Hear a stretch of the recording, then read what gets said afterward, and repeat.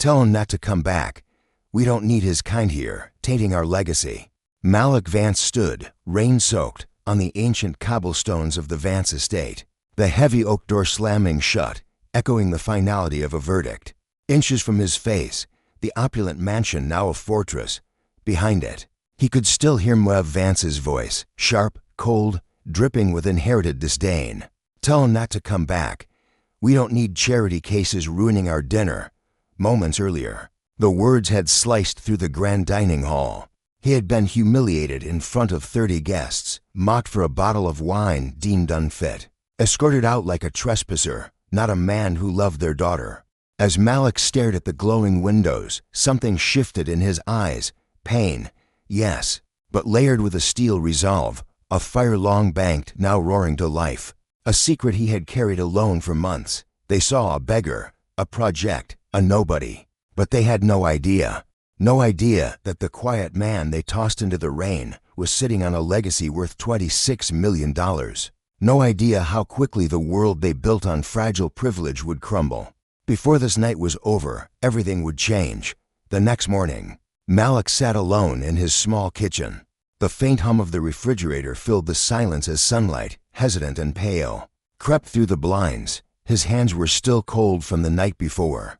The memory of being shoved out of the Vance mansion replayed in fragments. Mev's wrinkled lip, a sneer of pure disgust. Richard's dismissive wave, as if swatting away an insect. The way Lena stood frozen beside them, eyes lowered, a silent accomplice. Malik had heard people talk about humiliation before, but last night he felt it raw, intimate, curling like a blade beneath the ribs. They hadn't touched him physically, but their words had bruised deeper than any fist. He held a mug of coffee, though he barely tasted it. His thoughts drifted, swirling in the steam. For 2 years, he'd tried to convince himself their disdain didn't matter. They were the Vances, old money, old power, steeped in generations of status and entitlement, their wealth built on foundations he couldn't fathom. He was a technician, a man who worked with his hands, who fixed what was broken. He didn't need their approval.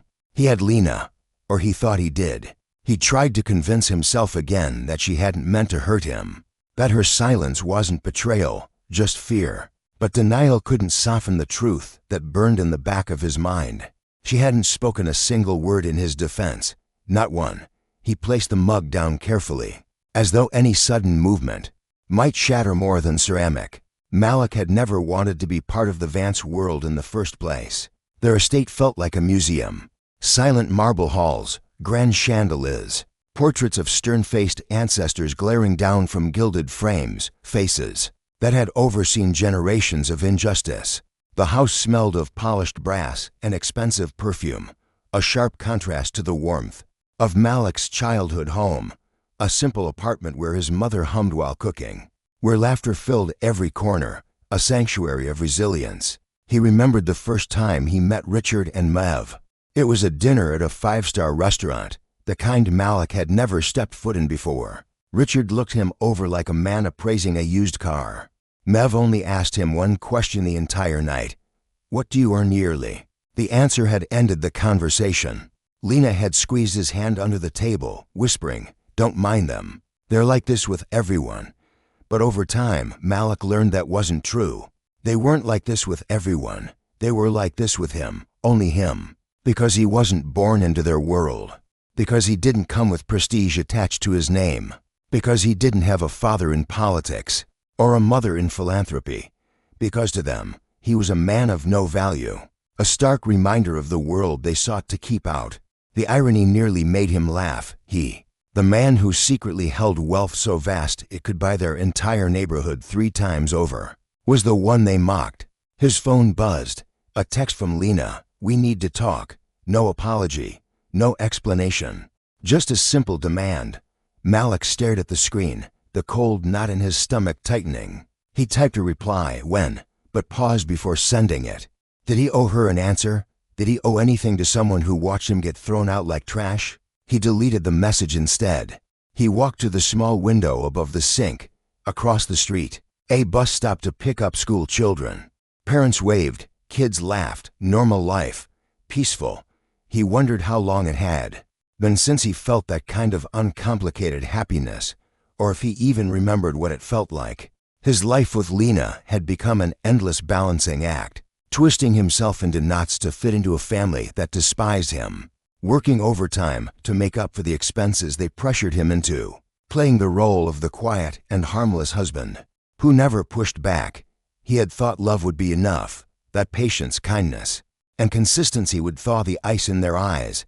Instead, the colder he stayed, the more they pushed. Malik grabbed his jacket and stepped outside. Letting the crisp morning air cut through his thoughts, he walked without destination, only needing to move, to feel the ground beneath his feet. His mind drifted to the curse and blessing he carried, the inheritance. He remembered sitting in the lawyer's office 2 months after his mother passed away. He had gone in expecting paperwork, maybe a small amount of savings she'd put aside for emergencies. Instead, the lawyer slid a sealed envelope across the desk with a softness that felt heavy with untold stories. Inside was a letter from his mother, her handwriting elegant, careful, full of love and of fierce, quiet strength. It told him everything. She revealed the truth about his father, a wealthy businessman, a visionary, who had wanted to provide for Malik, but couldn't be part of his life publicly due to threats, political machinations, and the systemic racism of their time, and the intricate web of systemic barriers she refused to acknowledge. His father, a visionary who understood the game, had established a trust for Kai at birth. When he passed, the funds lay dormant, a sleeping giant, until Kai's 30th year, $26 million. Not a fable, not a fleeting dream, not a whispered tale. A stark, undeniable reality. His reality. The lawyer's gaze had been a cocktail of awe and a strange, knowing pity. As if sensing the tectonic shift beneath Kai's calm exterior, he remembered sitting there, numb as the sheer weight of the number pressed down. No thrill, no surge of joy, only one raw, primal emotion, fear. Fear of how such wealth could distort perception, how it could unravel the delicate threads of human connection, expose hidden ugliness, or turn genuine affection into cold strategy. He had promised his mother, looking into her eyes that held the wisdom of generations, that he would never let money dictate the man he became. So he kept it a secret, first from his closest friends, then from Seraphina, then, almost, from himself, refusing to touch it, to spend it, even to truly acknowledge its existence. Perhaps it was noble, perhaps naive, but it was a vow he had meant to uphold. He walked until he reached the community garden, a vibrant testament to resilience. Near their apartment, an elder couple tended to their plot. A young activist jogged by. Life, in its relentless rhythm, continued for everyone else. Kai sank onto a weathered bench and watched the world, a kaleidoscope of struggle and hope, move around him. Why had he remained silent last night? Why had he allowed them to diminish him, to erase his dignity? A painful truth, sharp as broken glass, whispered within, because he had loved Seraphina enough to believe she would, one day, truly see his worth, even without the shield of wealth, because he had clung to the belief that being a good man, a man of integrity, was enough. But last night had shattered that illusion. Unbounded kindness, he realized, only taught those who lacked empathy how to wound you deeper. He heard footsteps behind him, soft, hesitant. He didn't need to turn. Seraphina sat beside him, hands clasped, eyes fixed on the cracked pavement. Her voice, when it came, was a fragile tremor. Kai, about last night he said nothing. She inhaled, a shaky breath. My parents. They went too far. I asked them to apologize. They shouldn't have humiliated you like that. He turned to her, his gaze unwavering. And you, should you have? Her lips parted, but no words emerged, only silence. The same deafening silence she had offered him last night. The kind of silence that cuts to the bone. Before she could attempt another hollow explanation, her phone vibrated. She glanced at the screen, and a fleeting shadow crossed her face, panic. Guilt, something slick and evasive. She angled the phone away, but Kai's eyes, now sharpened by a cold clarity, caught a glimpse. A message from her father. Did you secure the transfer of the deed? Kai's breath hitched, a shard of ice in his lungs. He didn't confront her. Not yet. Instead, he leaned back, letting the chilling truth settle like ash. The Sterling family didn't just disdain him. They had a meticulously crafted plan for him, and for the first time in a long time, Kai felt something far more potent than pain ignite within his chest, an unyielding resolve.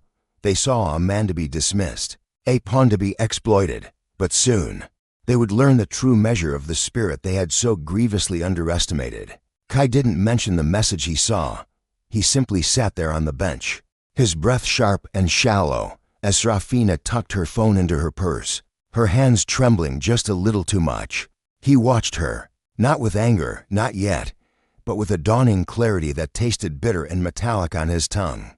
For 2 years, he had poured his soul into building a marriage, brick by brick, with patience and hope, with small gestures and quiet faith. But now, he saw the insidious patterns beneath the surface, the excuses he had accepted, the silences he had mistaken for peace. Seraphina shifted uncomfortably under his unwavering gaze. "Kai, aren't you going to say anything?" He looked at her, truly looked, the way her eyes darted to the ground, the way her shoulders curled inward, as if bracing herself against an inevitable storm. But he didn't explode. That wasn't his way. Instead, he let the truth settle like sediment in his chest. "I don't know what to say," he replied, his voice a calm, dangerous current. "Or what you expect me to say," she frowned, as if his composure unnerved her more than any outburst ever could. "Look," she whispered, her voice strained, "my parents were stressed. The dinner was important. I just didn't want to make a scene. A scene, that was her concern. Not him, standing exposed to their venom. Not him, humiliated in front of strangers. Not the raw, unmasked pain in his eyes that he no longer bothered to hide." He breathed slowly, fighting the tremor in his jaw. "You didn't need to make a scene," he said quietly, his words cutting through the air. "You just needed to stand beside me." Her face crumpled for a fleeting moment, a mask slipping, before she straightened. "You're being unfair. You know how my parents are. And you let them," he answered. Silence again, heavy, suffocating. She stood abruptly. "I think we should talk later, when we've both calmed down." Calmed down, as if he were the one who had lost control. He watched her walk away, her heels clicking sharply on the concrete path, each sound a metronome marking the unraveling of something that had been fraying for far too long. By the time Kai returned home, he felt like he had aged a decade. The message he saw flashed again in his mind. "Did you secure the transfer of the deed?" His stomach twisted into a knot of ice. The deed? What deed? Why did her father need him to sign anything? And why was Seraphina involved? Inside the apartment, he froze. The living room was immaculate. Too immaculate. Cushions aligned perfectly, not a single item out of place. And then he noticed. The drawer near the TV stand was slightly ajar, the one where he kept his most important documents. He crossed the room slowly, his heart pounding, and pulled it open. The heavy, embossed envelope where he stored the deed to his childhood home, the only property, the only tangible link to his heritage he owned before marrying Seraphina. It was gone.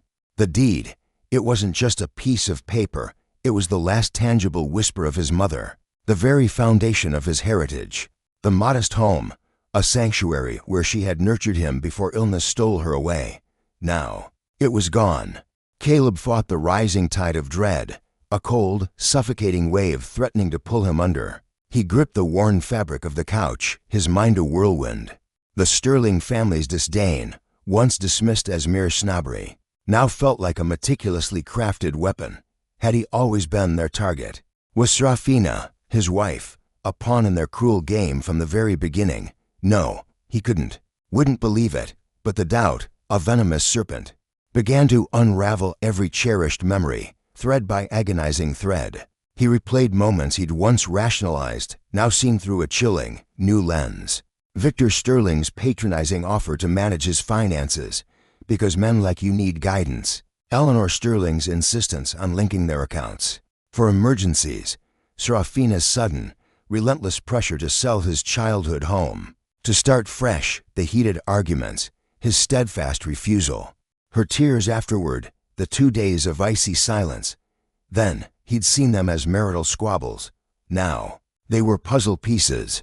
snapping into a mosaic of betrayal, a masterpiece of manipulation darker than his deepest fears. He leaned back, a guttural exhale tearing through gritted teeth. The apartment walls, once comforting, now pressed in, to close, to silent. His phone buzzed. A jarring intrusion. Victor Sterling. Caleb stared at the screen, a silent battle raging within. He didn't answer. The call went to voicemail, a hollow echo in the quiet room. A message followed, a digital dagger. We need to discuss the deed. Seraphina is confused and upset. Call me back. Confused and upset. The familiar tactic. Make him responsible. Make him doubt. Pull him back into their toxic orbit. Not this time. Caleb placed the phone face down. The tight coil of dread in his stomach slowly, agonizingly, unfurled. But it wasn't despair that replaced it. It was something sharper, steadier. Awareness, resolve. He could no longer ignore the truth. The Sterling family wasn't just cruel. They were strategic. Every insult, every subtle manipulation, every degrading remark wasn't random. They were calculated steps in a meticulous plan to dismantle his independence, his spirit, piece by agonizing piece. And Seraphina. He closed his eyes, a phantom ache in his chest. He remembered their early days, laughter echoing in a cramped cafe, dancing in their tiny apartment, whispering dreams under the soft glow of lamplight. She wasn't cruel then. She wasn't calculating. She was warm, open, gentle. Where had that woman gone? He wanted to believe she was merely caught in her parents' shadow. But the missing deed, Victor Sterling's message, the coldness that had replaced the warmth in her eyes months ago, they painted a different truth. A truth he wasn't ready to face, but one he could no longer avoid. He stood, walking to the bedroom. Her perfume still lingered. A floral scent he once adored, now a nauseating reminder. He opened the closet, his eyes narrowing. Half her clothes were gone. Not stolen, not misplaced. Gone, taken deliberately. She was leaving him. A cold, hard understanding settled into his bones. She wasn't planning to talk. She wasn't planning to fix anything. She was planning to take everything she and her parents could pry from his hands. The floor felt unsteady beneath him. For a moment, he swayed, bracing himself against the doorframe, eyes squeezed shut against the crushing weight. But then, slowly, his breathing evened out, his heartbeat steadied. A quiet, unyielding strength slid into place, a strength he didn't recognize at first, but soon embraced. They thought he was weak. They thought he was predictable. They thought he had nothing. They didn't know about the 26 million. They didn't know about the trust documents, locked away in a safety deposit box. They didn't know the law could protect him more powerfully than they could manipulate him. He straightened, shoulders squaring. The small apartment no longer felt suffocating. It felt like the starting point of something else. Something bigger, stronger, necessary. He would not be prey. Caleb picked up his phone. Not to call Victor Sterling, but to make a different call. A call he should have made years ago. "Hello," came a calm, professional voice. "I'd like to schedule an appointment," Caleb said, his voice steady, resolute. "For what matter?" He glanced at the empty drawer, the ghost of humiliation still clinging to him from last night. "For everything," he answered. And for the first time in his life, Caleb felt the ground shift, not beneath him, but beneath them.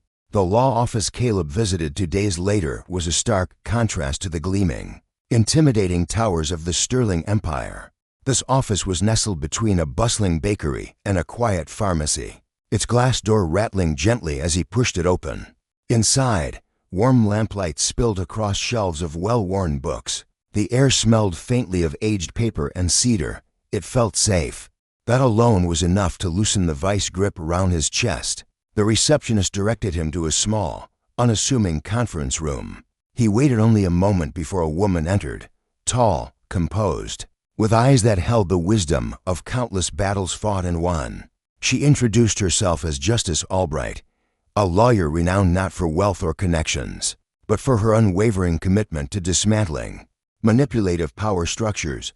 Piece by piece, she shook Caleb's hand firmly, her grip a silent promise. "Tell me everything," she said, settling into her chair, her gaze unwavering. It took him a moment to gather the words. Then the story poured out, slowly at first, Then with an unstoppable torrent of emotion, he spoke of the humiliation, the relentless, disguised barbs, the missing deed, Seraphina's chilling transformation. He even mentioned the secret inheritance, a truth he hadn't dared to utter aloud to anyone until now. As he spoke, the weight lifted, replaced by a burgeoning sense of purpose. This wasn't just about him. This was about reclaiming dignity, about fighting for the truth against a system designed to crush the spirit of the underdog. Since his mother's passing, Kai had poured out his heart to Aunt Vivian, a torrent of confusion and grief. She listened, a silent anchor in his storm. When he finally fell quiet, she leaned back, fingers steepled beneath her chin, her gaze piercing. "They're trying to set you up, Kai," she stated, blunt as a hammer blow. "Senator Thornton and his family. They want to corner you legally, financially. They want the legacy house. The missing deed confirms it." Kai swallowed, the confirmation a bitter pill, sharper than any suspicion. "But why?" he whispered, his voice raw. "I don't understand. I have nothing they'd want." Aunt Vivian held his gaze, a long, measured look that spoke of generations of wisdom. "People like the Thorntons," she began, her voice low, "never assume someone has nothing. They assume there's always something to take: power, property, control, and you." Her voice softened, a touch of sorrow in it. "You seem like someone who is easy to underestimate." Kai flinched, not because she was wrong, but because she was devastatingly right. He had allowed it. For love, for peace, for Seraphina. He had extended grace, offered second chances, again and again, and they had mistaken it for weakness.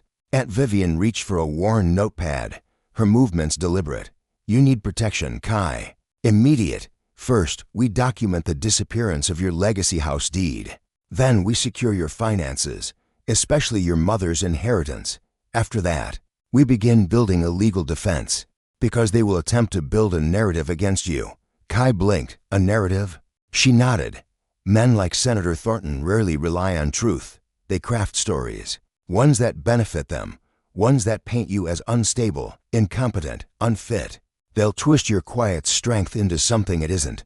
A cold dread settled in Kai's stomach. "They've already started, haven't they?" "I'd bet the Freedom Heights district on it," Aunt Vivian affirmed, her eyes flinty.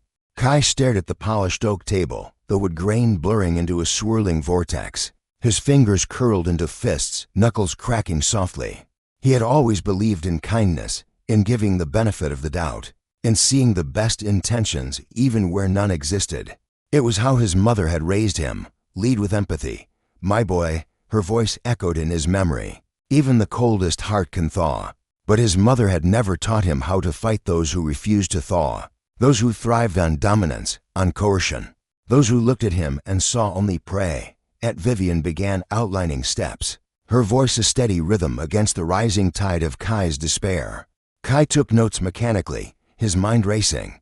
With every word she spoke, the pattern of the past 2 years snapped into chilling focus. Seraphina's sudden shift after their wedding, Senator Thornton's relentless pressure about joint finances, Eleanor's frequent, insidious suggestions that Kai couldn't possibly manage the legacy house alone, the insistence on selling his childhood home, the way they had encouraged Seraphina to monitor his spending, the way she had started parroting their lines like insidious vines. The Thorntons had wrapped themselves around him, slowly, imperceptibly, tightening their grip until the pressure made it impossible to breathe. "Kai," Aunt Vivian said suddenly, her voice cutting through the fog of his thoughts, "you need to understand something crucial. Their behavior isn't accidental, it's patterned, it's strategic." He nodded, his jaw tight. He knew that now. Every cold glance, every cutting remark, every seemingly casual slight, it hadn't been random cruelty, it had been preparation. He forced himself to breathe deeply, the air burning in his lungs. "What do I do now?" "You fight back," she said, simply, carefully, quietly, but with an unshakable resolve that resonated deep within him. When Kai left Aunt Vivian's office, the rain had begun to fall again, a gentle, rhythmic washing over the historic streets of Freedom Heights. He walked without an umbrella, letting the cool droplets touch his skin. For the first time in months, maybe years, he felt present in his own body. But clarity came with its own kind of pain. His mother's letter weighed heavily in his memory, her elegant handwriting flickering in his mind. The words, tender and final, "Don't let money change the man you are. Let it free you, not own you." He closed his eyes briefly. He had honored her wish, perhaps too well. He had hidden his wealth, suppressed it, treated it like a curse rather than a tool. But now hiding it might be the very thing that destroyed him. A single question formed, solid and unavoidable. Was protecting the secret worth sacrificing himself? He didn't know the answer yet, but he knew something else with absolute certainty. He would not be blindsided again. Later that evening, Kai returned to the legacy house to find Seraphina waiting for him in the living room. She stood when he walked in, wringing her hands, her eyes red-rimmed, whether from crying or guilt. He couldn't tell. "Where have you been?" she asked, her voice thin. He hung his jacket calmly out. "Does it matter with whom?" She swallowed hard, her voice quivering. "Kai, we need to talk about the house." He paused mid-step. There it was. He turned slowly, his expression unreadable. "What about it?" Well, she hesitated, searching his face. "My parents think it would be best for us to sell it and invest in a new property, something bigger, something more suitable for our future family." "Our future family," Kai repeated softly, a chilling edge to his voice. "Funny, because last week you said you weren't ready for kids." Her face flushed crimson. I've been thinking." "No," he interrupted, his voice steady, cold as ice. "You've been coached." She flinched, her eyes widening in shock. "That's not fair." "Neither is stealing my legacy house deed," he countered, his gaze unwavering. Her body went still, pale. He saw the truth flash in her eyes, not confusion, not denial, but stark, undeniable recognition. I wanted us to have stability. My parents." He stopped at the doorway, his silhouette a stark challenge against the fading light. "That's the problem, Seraphina. Your parents dictate, and you merely echo. I no longer know where you end and their will begins." Her tears spilled, a silent river, but his resolve was iron. "Not this time. Not after everything." "Kai," she whispered, her voice a fragile plea. "I love you. I do." He studied her, a long, piercing gaze, her trembling chin, her glistening eyes, the desperation twisting her features. "You love the convenient fiction they crafted," he said, his voice a low, steady current. "Not the man standing before you, stripped bare." She gasped, covering her mouth, but he continued, his words like stones dropping into a deep well. "I gave you every chance to choose me, to stand by me, and every time you chose them." She reached for him, but he stepped back. For the first time, she looked fragile, broken. And he, solid as granite. He wasn't angry. He wasn't shouting. He was simply done. "I'm meeting with my lawyer again tomorrow," he stated. "Whatever plans your parents have, whatever narrative they're building, it ends now." Her breathing hitched. "Lawyer." He nodded once. Yes, a single word escaped her. A desperate whisper, "Please." But Kai turned away, the decision already carved into his bones. Behind him, he heard her whisper something faint, almost lost beneath her sob. "I never wanted to hurt you." He paused in the hallway, a fleeting moment. He closed his eyes. He almost believed her. Almost. But almost wasn't enough anymore. Not after the stolen deed. Not after the voicemails. Not after the years of calculated silence. He walked forward without looking back. The man who let himself be humiliated was gone. A titan was rising in his place. The day after confronting Seraphina, Kai found himself standing outside the Blackwood estate again. Not as a guest, not as a son-in-law, but as an outsider, a warrior surveying the fortress of his oppressors, the polished exterior, towering pillars, and perfectly trimmed hedges. They looked almost theatrical now, a stage where he had unknowingly played the role of the pawn they believed they could sacrifice, a role they had cast him into, not one he ever chose. He wasn't here to go inside, not yet. He simply stood at the gate, gripping the cold iron bars, letting the memory of their contempt wash through him, not to weaken him, but to sharpen him.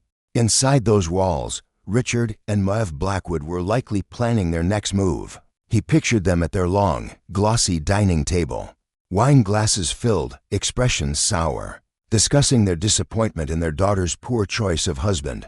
And Seraphina? Where was she now, hiding, crying, or plotting alongside them? He didn't know anymore. He wasn't sure he wanted to know. A gust of wind rustled through the ancient trees, scattering golden leaves across the driveway. Kai inhaled deeply. A part of him ached with grief, betrayal, disbelief. But beneath it, something steadier, harder, clarity. He walked away from the mansion and headed to his car. Today wasn't about them. Today was about reclaiming his legacy, his very soul. When he arrived at Alia Reed's office, she already had papers laid out neatly across the table, reports, preliminary filings, case notes. She looked up and nodded as he entered. "You're right on time," she said. "We have a lot to go through." He took a seat, noticing the new document on top, stolen property report. "I've filed the initial report with the county," she said. "It establishes an irrefutable paper trail that your property deed was taken without consent." "Good," he murmured, though the word felt too small for the weight it carried. "And there's more," she added, sliding another folder toward him. "I had one of my investigators look into the Blackwood family's legal activity. Over the past few months," Kai stiffened. "What did you find?" She opened the folder. "They've been consulting with a law firm, one that specializes in the dark arts of asset transfers and marital disputes." The room felt suddenly colder. He steeled himself. "So it's true. They plan something. They've been building a case," Alia confirmed, "based on the notes my investigator retrieved. It appears they were preparing to challenge your financial stability. They plan to establish you as an unfit provider for their daughter, which could give them leverage in pushing a forced sale of shared assets." "My childhood home," Kai whispered. Yes, a tightness gripped his throat. That house was more than a building. It was the sacred ground of his lineage, where he learned to ride a bike, where his mother read him bedtime stories, where she danced with him in the kitchen on rainy days. Losing it wasn't an inconvenience. It was losing a piece of his soul. Alia continued, her voice steady and precise. "And that's not all. They may also have been trying to preemptively shape a narrative, to weave a web of lies, to rewrite his truth, to influence future divorce proceedings." He froze. "They were planning the divorce?" She nodded grimly. With or without Seraphina's input. His stomach twisted. He wasn't naive. He knew his marriage was strained. But to know they had mapped out a plan to discard him, like he was nothing more than a temporary inconvenience. This cut deeper than all the snide remarks combined. "Why?" His voice cracked, almost imperceptibly. "What hunger drives such malice?" "Control," Alia replied. "Absolute dominion over their daughter, over their tainted legacy, and over you. Because they assumed you were financially powerless." He almost laughed, a bitter, hollow sound. "If only they knew." Alia's eyes sharpened. "That's another thing we need to address. Your inheritance." His breath stilled. "I know you want to keep it secret," she said gently. "But secrecy is a vulnerability right now. If they believe you're poor, they will continue targeting you as someone easy to manipulate. They prey on perceived weakness. It's time to show them the true measure of your power. But if necessary, we can use your inheritance as leverage." Enya's voice was a steady anchor. Kairos looked down, jaw clenched. "It's not about the money. It never was." "I know," she said softly, her gaze piercing. "But sometimes a weapon is a weapon, even if you don't want to use it." He swallowed hard, the weight of a promise to his mother pressing down. Never let money change him. But what if he had misunderstood? What if she wasn't telling him to hide it, but to wield it wisely, to fight for what was right? He exhaled slowly, a decision solidifying. "Do whatever you think is best, Anya. I trust you." She nodded once, an alliance forged not in comfort, but in desperate necessity. That evening, Kairos returned to the quiet hum of his apartment. Seraphina wasn't there. Another half of her remaining belongings had vanished, leaving behind an emptiness that resonated not just in the space, but deep within his soul. He walked through the silent rooms, each step a hollow echo. His fingers traced the worn fabric of the sofa where she used to curl up, a blanket draped around her. He brushed the cool surface of the kitchen counter, a ghost of shared laughter and meals lingering there. The absence stung, a sharp, bitter ache. But with it came a brutal clarity. She wasn't fighting for him. She wasn't choosing them. She was choosing comfort, choosing control, choosing the gilded cage of her parents' approval. He sank into a kitchen chair, head in his hands, the world blurring. For a moment, raw, helpless grief threatened to consume him. How could love, once so pure, morph into something so unrecognizable, so tainted by manipulation? But then the memories flashed, the chilling message, the stolen deed, the public humiliation, her deafening silence when he needed her most. The grief didn't vanish. It hardened. It forged into something cold, unyielding. He lifted his head, eyes burning with a new resolve. He wasn't the same man who had shivered in the rain outside Thorn Manor, a broken plea on his lips. He wasn't the man who swallowed insults, who bent his knee to keep a false peace.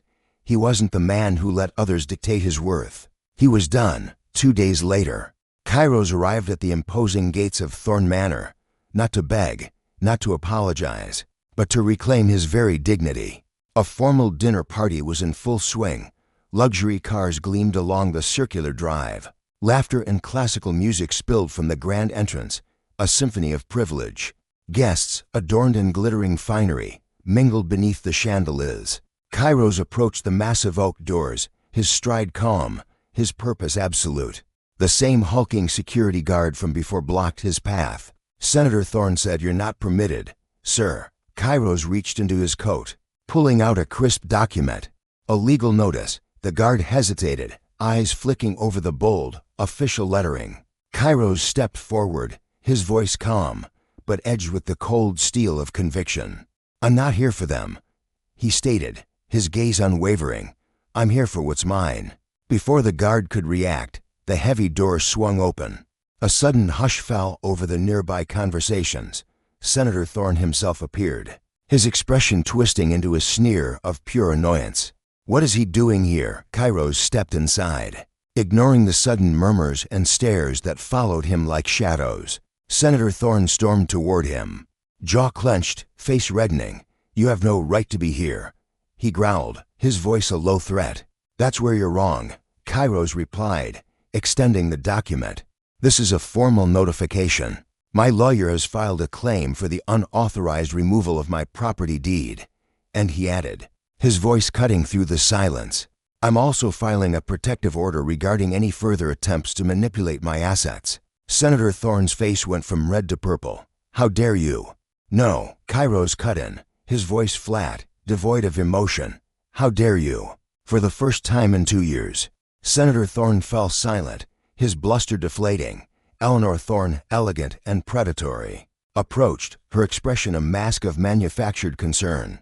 "Kairos, dear, surely this is a misunderstanding." "It's not," he replied sharply, his eyes never leaving hers.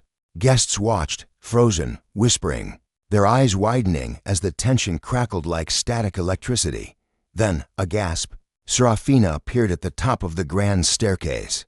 Her eyes were red-rimmed, her breath shallow, ragged. She stared down at him, a complicated storm of emotions swirling across her face: shock, regret, fear. Kairos looked up at her, not with bitterness, but with a profound, liberating truth. "I'm not your victim anymore," he said softly, his voice carrying through the stunned silence. Seraphina's lips parted, but no sound escaped. Senator Thorne finally found his voice, a venomous hiss. "You think you can challenge us? You have nothing." A slow, cold smile, utterly devoid of warmth, formed on Kairos's lips. "That's where you're wrong," he said, his voice a low rumble of thunder. "I have more than you ever imagined." And as he walked past Senator Thorne, the very air in the room seemed to shift, to crackle with a new energy. This wasn't the end. This was the beginning, the moment. Kairos Ward stopped apologizing for his existence and started fighting for it. Kairos didn't sleep that night, not because of fear, but because the truth had finally cracked open, spilling out in jagged, undeniable pieces he could no longer ignore. He sat on the edge of his bed, long past midnight, elbows on his knees, hands clasped so tightly his knuckles were white, staring at the floorboards. Every word Senator Thorne had spat replayed on a relentless loop. "You think you can challenge us? You have nothing." He'd expected the senator to be manipulative, cruel, arrogant. But hearing the man speak those words with such absolute, unshakable confidence, such conviction that Kairos was utterly powerless, had sliced into him in a way he hadn't anticipated. For too long, Kairos had believed it too. That was the most painful, insidious part. Just after dawn, his phone buzzed. A message from Anya. "I need to see you today, urgent." The word urgent dug into his chest like a cold hook. Something had happened. An hour later, he entered Anya's law office, still wrapped in the lingering remnants of anxiety. Though he kept his expression carefully controlled, Anya stood by the window, arms crossed, staring out at the bustling city street as if organizing invisible, complex puzzle pieces in her mind. Without turning, her voice low and grave, she said, "The Thorn family made their move." Kairos's stomach tightened, a cold knot forming. What did they do? She turned to face him, her eyes sharp, unwavering. "They filed an informal petition claiming you might be mentally unstable." He froze. The words hit him like a physical blow, stealing the air from his lungs. "Mentally unstable. That petition," she continued, her voice grim, "is designed to justify further legal action, like forcing a competency evaluation, challenging your control over your assets. It's a classic power play. Or claiming you're unfit to lead, unfit to manage the community's future. It's not official yet, but they've begun gathering statements." Kai pressed a hand against the cold steel of the chair, steadying himself. Statements from who? Anya hesitated. Neighbors, colleagues, and from Seraphina. Kai's breath hitched, a sharp, painful intake. "Seraphina? She agreed to this?" Anya clarified, her voice gentle but firm. "Not formally. But she's been giving small statements to the Caldwell Estates legal team. Enough to suggest she's willing." Kai felt his chest collapse inward, a hollow ache spreading. He sank slowly into the chair, as if the weight of the world had doubled. He had feared betrayal, had felt its shadow creeping, but hearing it confirmed. He wasn't prepared for that kind of visceral pain. Anya continued, her voice a lifeline in the storm. "It's clear the Caldwell estate wants to build a profile that paints you as unreliable, unstable. They're aiming for full control, to seize the ancestral grove, to manipulate the land rights, to erase your family's legacy. Either way, Kai, they're escalating. This is a full-scale assault."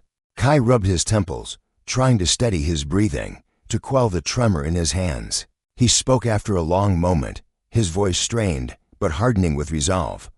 "What do we do now?" "We strengthen your defense," Anya declared, her eyes burning with conviction. "And we gather our own evidence." Kai lifted his head, a spark igniting in his gaze. "Evidence of what?" Anya slid a thick folder across the table. "Evidence of their manipulation, their coercion, their pattern of systemic exploitation. Everything they've done to you, to your family, to your community, and everything they've tried to take." Inside were printed photos, screenshots of damning text messages, meticulous notes from investigators, copies of legal inquiries filed by Mr. Caldwell months earlier.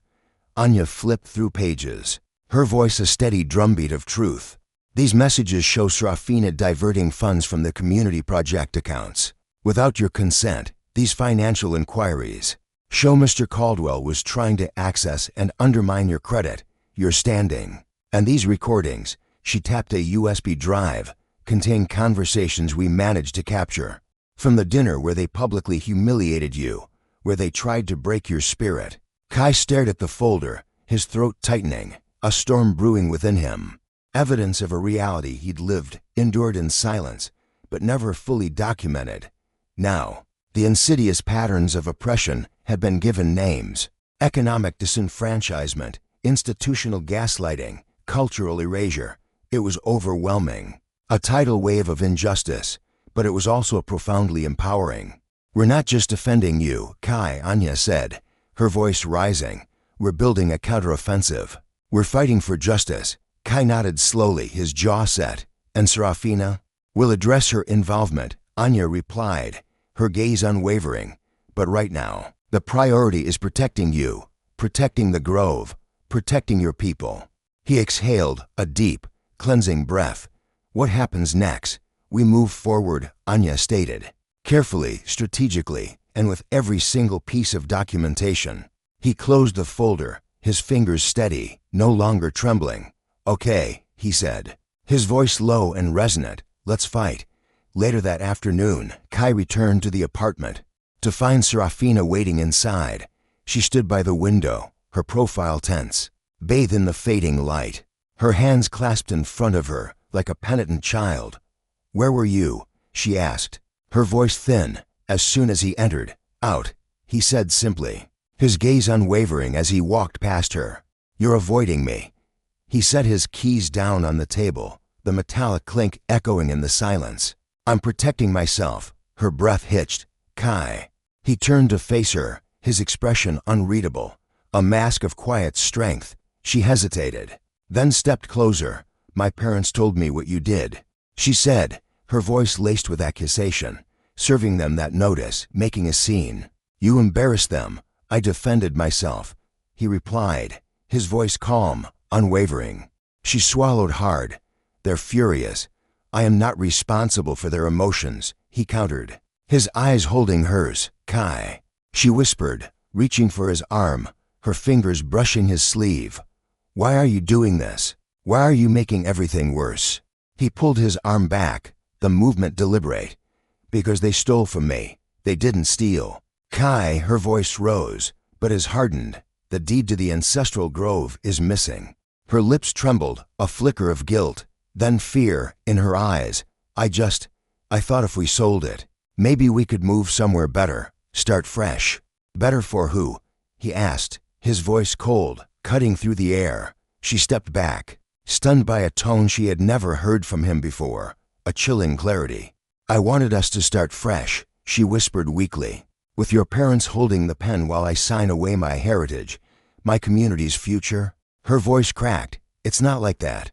I didn't want to hurt you, but you did," he said quietly, his gaze piercing. Over and over, tears welled up in her eyes.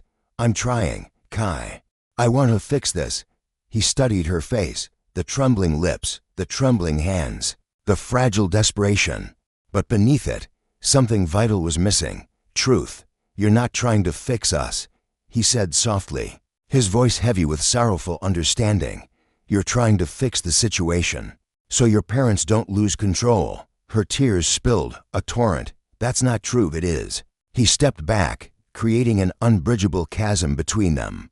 "You only came home after they received the legal notice, not after they humiliated me, not after you stayed silent, only after you realized they're not winning." She opened her mouth, but no defense came, only a choked sob. He continued, his voice heavy with quiet sorrow, with the weight of a broken dream.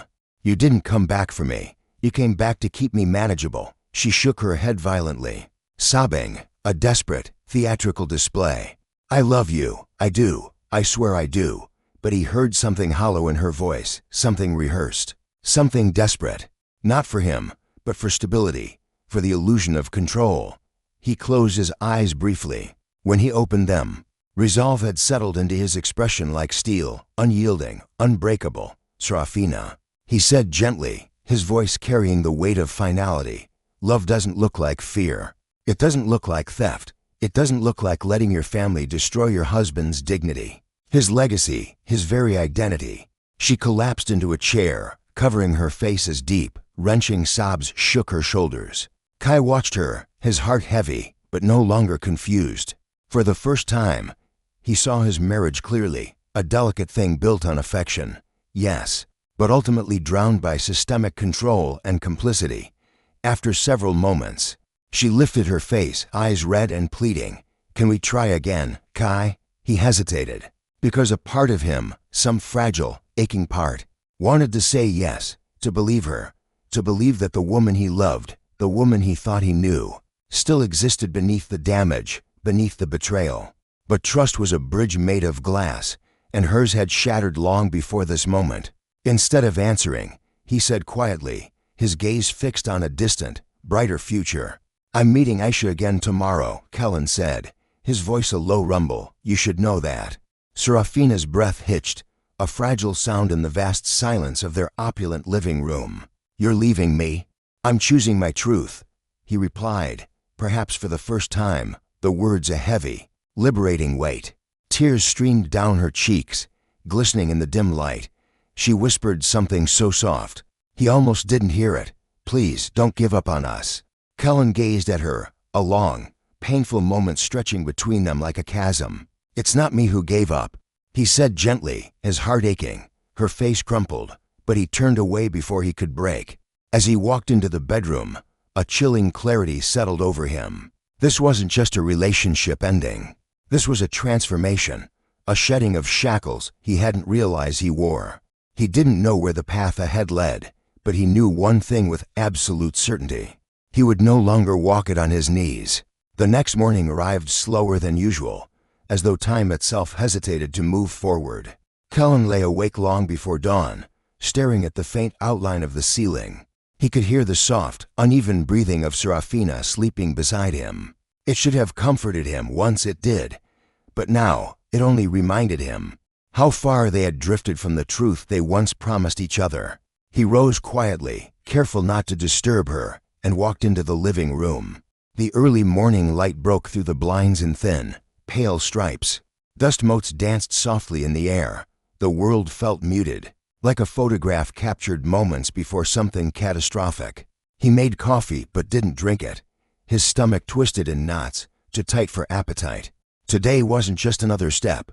It was the moment the ground beneath him might shift entirely. At 9 a.m., he sat once again in Aisha's office. She placed a new stack of documents in front of him. Her expression was more serious than before, a heaviness in her eyes. We found something else, she began. Kellen's pulse quickened. What? She slid a sheet toward him. This is an internal memo from the Thorne dynasty's legal counsel. Kellen skimmed the page and felt his blood turn to ice. It wasn't just about their separation. It wasn't just manipulation. It was an outlined strategy to declare him legally incompetent. A strategy to seize control of his ancestral lands, his community's heritage. He scanned the words, each one a venomous dart aimed at his very identity. Evaluate possibility of contesting ancestral land rights due to subject's perceived instability. Frame subject as unable to maintain cultural responsibility. Push for immediate sale of communal assets. Leverage Seraphina's statements as reinforcement. Kellen felt a suffocating weight pressing down on his chest. They were planning all this months ago? Aisha nodded. Your in-laws didn't react to anything. They prepared. This was never about your relationship, Kellen. It was about control. And Seraphina? He asked softly, dread coiling in his gut. Aisha hesitated. Her statements are minimal, not directly harmful, but she hasn't defended you. He swallowed the bitter truth. Not defending was its own form of betrayal. Aisha continued, but there's more. My investigator found records showing Richard Thorne attempted to access your communities. Financial information. Through unauthorized channels, they suspected you were hiding resources. Kellen frowned sharply. Why? I never gave them any reason. You're independent. You hold your heritage close. That's enough for people like them, she said. He pushed a hand through his hair, overwhelmed. So they assumed I was poor, but also assumed I was hiding something? Exactly, she replied. Arrogant people always assume everyone else is hiding something, just like they are. Kellen exhaled shakily. It all made sense now. Their hostility wasn't just disdain, it was greed. A hunger for something he never offered, something they sensed but couldn't confirm. And here's the worst part, Aisha said, lowering her voice. Your father-in-law has already filed a preliminary petition to the court. It's not official yet, but it's a threat, a message telling you what's coming. Kellen stared at the papers, anger and disbelief twisting in his chest. A petition meant to strip him of his voice. A petition meant to humiliate his people. A petition meant to erase everything he inherited from his ancestors. He slammed the files shut, knuckles white. I won't let them do this, he said quietly. Seraphina collapsed into the antique velvet chair, her sobs echoing in the vast loft. I didn't know, Kai, I swear, I didn't know. Kai watched her, a part of him aching with a familiar sorrow, but a larger, unyielding part was weary of convenient ignorance, tired of blind loyalty to systems that crushed others. His voice, though soft, carried the weight of generations. Seraphina, your parents, the Blackwoods, they planned to dismantle my very existence. And you've been a pawn in their game, unknowingly aiding them. I didn't mean to, she cried, her voice cracking. I know, he said, his gaze unwavering. But impact, Seraphina, always matters more than intention. She covered her face, her shoulders shaking. What are you going to do? He exhaled slowly, the sound like a sigh of ancient stones. I am going to protect my truth. And us, she whispered, her voice a fragile thread, his chest constricted. He wanted to offer comfort, to say yes, to say maybe. But the truth pressed too heavily. Us cannot exist if their control over you dictates your reality, he said quietly. Her sob deepened, a raw, guttural sound. I don't want to lose you. Kai's voice cracked, almost imperceptibly. Then you should have stood beside me, Seraphina.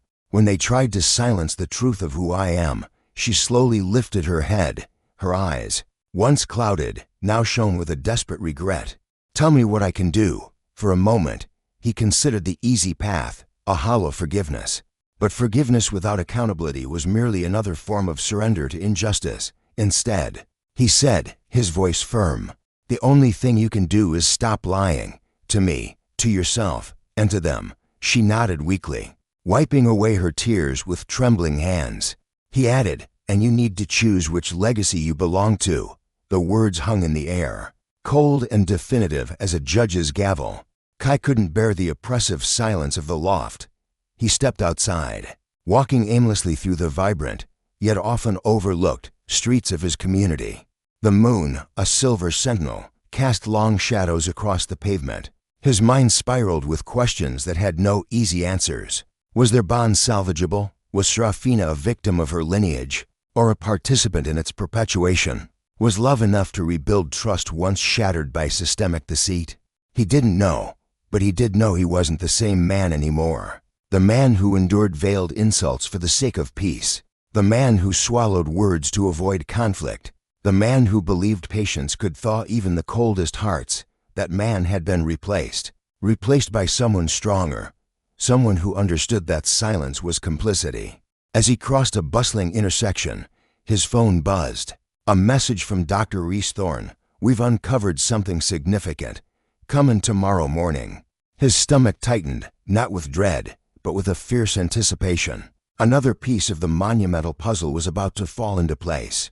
But this time, he felt prepared, because the truth wasn't his enemy, it was his weapon. And whatever was coming, Kai would face it standing tall, not as the man the Blackwoods tried to break, but as the man they never expected him to become. The next morning dawned, heavy with the weight of 1,000 unanswered questions pressing down on Kai's chest.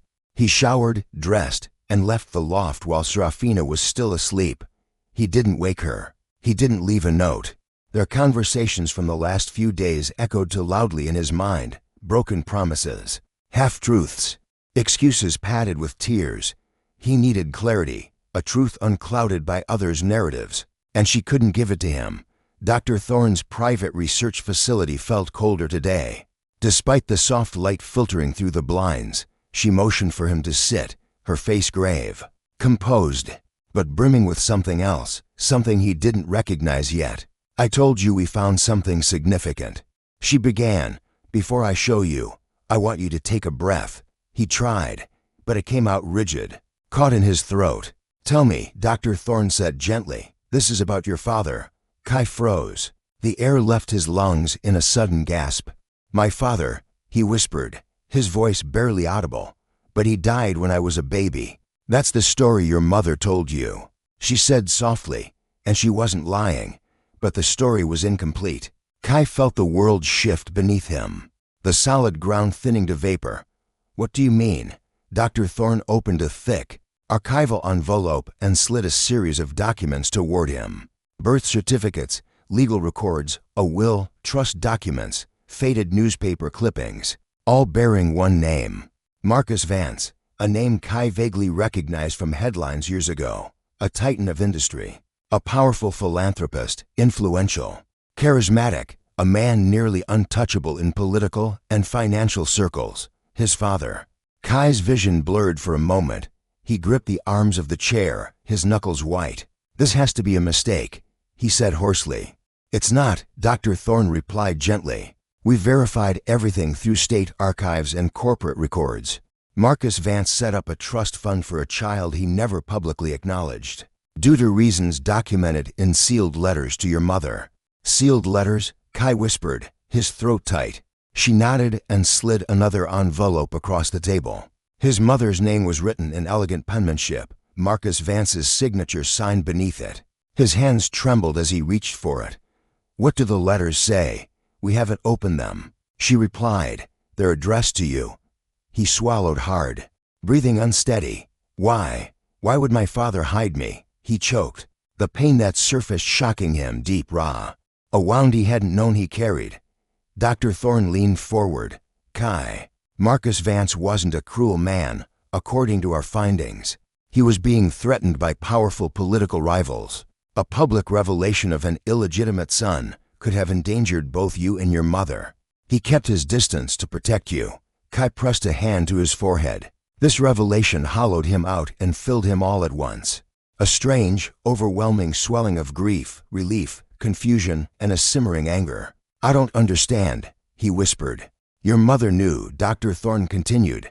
"She agreed to keep it secret, with one condition: when you turned 30, the trust would be released to you privately." He nodded slowly.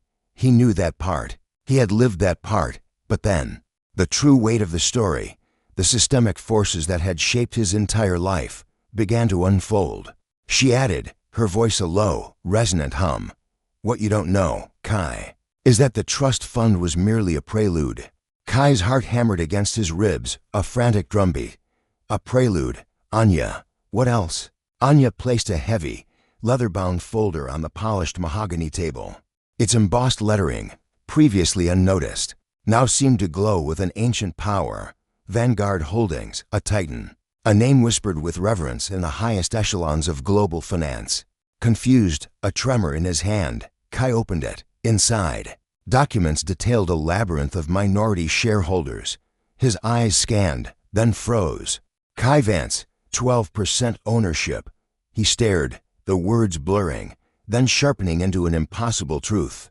This can't be real," he finally choked out, his voice thin. "It is," Anya confirmed, her gaze unwavering. "Your father, Marcus Vance, ensured you inherited a significant portion of his empire, but it was placed under protective trusteeship, a shield against those who would seek to exploit it, until you were ready. The trustees were waiting for the opportune moment, for you to claim your rightful place." Kai's mind reeled, a whirlwind of disbelief and dawning comprehension. "So, I'm a shareholder of a global corporation, a major one." "Yes," Anya said simply, a hint of pride in her tone. "A pivotal one." He leaned back, the ornate chair creaking under his weight, utterly stunned. His muscles felt like water, the grand room spinning in slow, dizzying circles. $26 million was already a seismic shift, but corporate ownership? Influence in an empire his father built, an empire that shaped industries? This was a force of nature. He suddenly remembered Sterling Thorne's sneering smirk, his dismissive laugh, the cruel way he'd declared Kai had nothing, was nothing. The irony was a bitter, almost suffocating wave.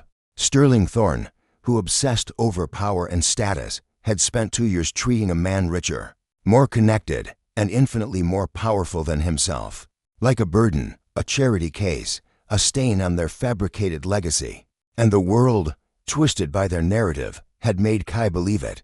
"Your father," Anya continued, her voice softening, "was not just wealthy, he was a visionary, a strategist. He wanted you to forge your own path, to build your own resilience, before revealing the full truth of your inheritance. Tragically, he passed before he could introduce you to his world, to the legacy he built for you." A sharp, familiar knife of grief twisted in Kai's chest. "Why didn't I know sooner?" "He intended to tell you at 30, Anya explained. "Your mother, too, but she was taken too soon." A dull ache spread through him deeper than before. He pictured his mother's radiant smile, the comforting warmth of her hugs, the profound sorrow in her eyes sometimes, when she thought he wasn't looking. She had carried this monumental secret alone. She had guarded his father's memory, his father's protective love, his father's unwavering belief in Kai, hidden, yet ever present. Tears pricked the corners of his eyes. I wish she could see me now," he whispered, his voice raw. Enya's expression softened, a rare, tender moment. "She would be immensely proud of the man you've become, Kai," he nodded, wiping his eyes. Unashamed. "Not now, not after everything." But then another feeling surged, sharper, colder. A steel-edged resolve. Purpose. He straightened, his spine rigid. "Why are you telling me this now?" "Because," she said, her eyes piercing, "it changes everything. You are not powerless in this systemic assault. You are not alone.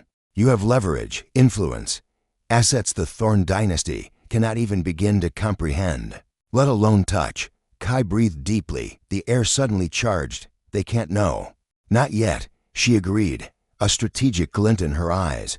"But you need to understand your true position. You're not just defending yourself.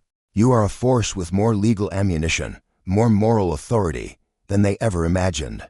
He looked down at the folders, the documents, the legacy he never knew he had. And for the first time since the nightmare with the Thorn dynasty began, he felt the ground beneath him solidify. No, not just solid, fortified. When he finally left the grand chambers, sunlight streamed across the ancient pavement. The breeze cool, crisp, carrying the scent of change. The world looked different, not because it had changed, but because he had. He walked slower than usual, absorbing every revelation. Every step carried the weight of truth, but also a strange, exhilarating buoyancy. A new version of himself, resilient and resolute, began to form in the space where uncertainty once lived. But as he approached his modest apartment complex, another thought surfaced, one that tightened his jaw. Amara. She knew nothing of his inheritance, nothing of his father's empire, nothing of his newfound power. But her parents, if they ever discovered the truth, they would come for him with a vengeance far beyond mere humiliation. This was no longer just about survival, it was about justice. He entered the apartment quietly. Amara was standing in the living room, by the window, as if she had been waiting for him her entire life. Her eyes were swollen, her hands clutched tightly. "Kai," she whispered, her voice fragile. "Where were you?" He stared at her, not with cruelty, but with a profound clarity, a quiet truth. "I was learning who I am," he said. She blinked, confusion clouding her gaze. "What do you mean?" He stepped closer. For the first time, he didn't feel small in his own home. He didn't feel uncertain or apologetic. He felt grounded, steady, whole. "You'll know soon enough," he said softly, his voice resonating with newfound authority. "Everyone will." Amra's breath hitched, fear flickering in her eyes. "What's happening?" she whispered. Kai looked past her, toward the window where morning sunlight touched the floor and lawn. "Golden streaks, everything," he said, and with that single word, he knew the war the Thorn dynasty had started. A war of injustice and oppression would end very differently than they ever expected. The next few days unfolded with a sharp, focused intensity. Kai had never known himself capable of such resolve. It felt as though a veil had been torn away, revealing not just the truth about his father, Marcus Vance, but the truth about himself. He wasn't the passive, quiet man the Thorn dynasty had tried to mold into a shadow. He wasn't the trembling husband begging for acknowledgement. He was the son of Marcus Vance, heir to a legacy built on brilliance, resilience, and power. A man with resources and influence the Thorn dynasty couldn't begin to comprehend. And with that realization came a fire under his ribs, a righteous inferno that pushed him to action. Kai spent the next morning at the bank, securing every document tied to his ancestral legacy. Kai transferred sensitive files into a fortified digital vault. He demanded new account protections, new legal layers, new encryption. The bankers, once dismissive, now met his gaze with an unfamiliar deference, a subtle acknowledgement of the weight of his name, of his people's enduring spirit.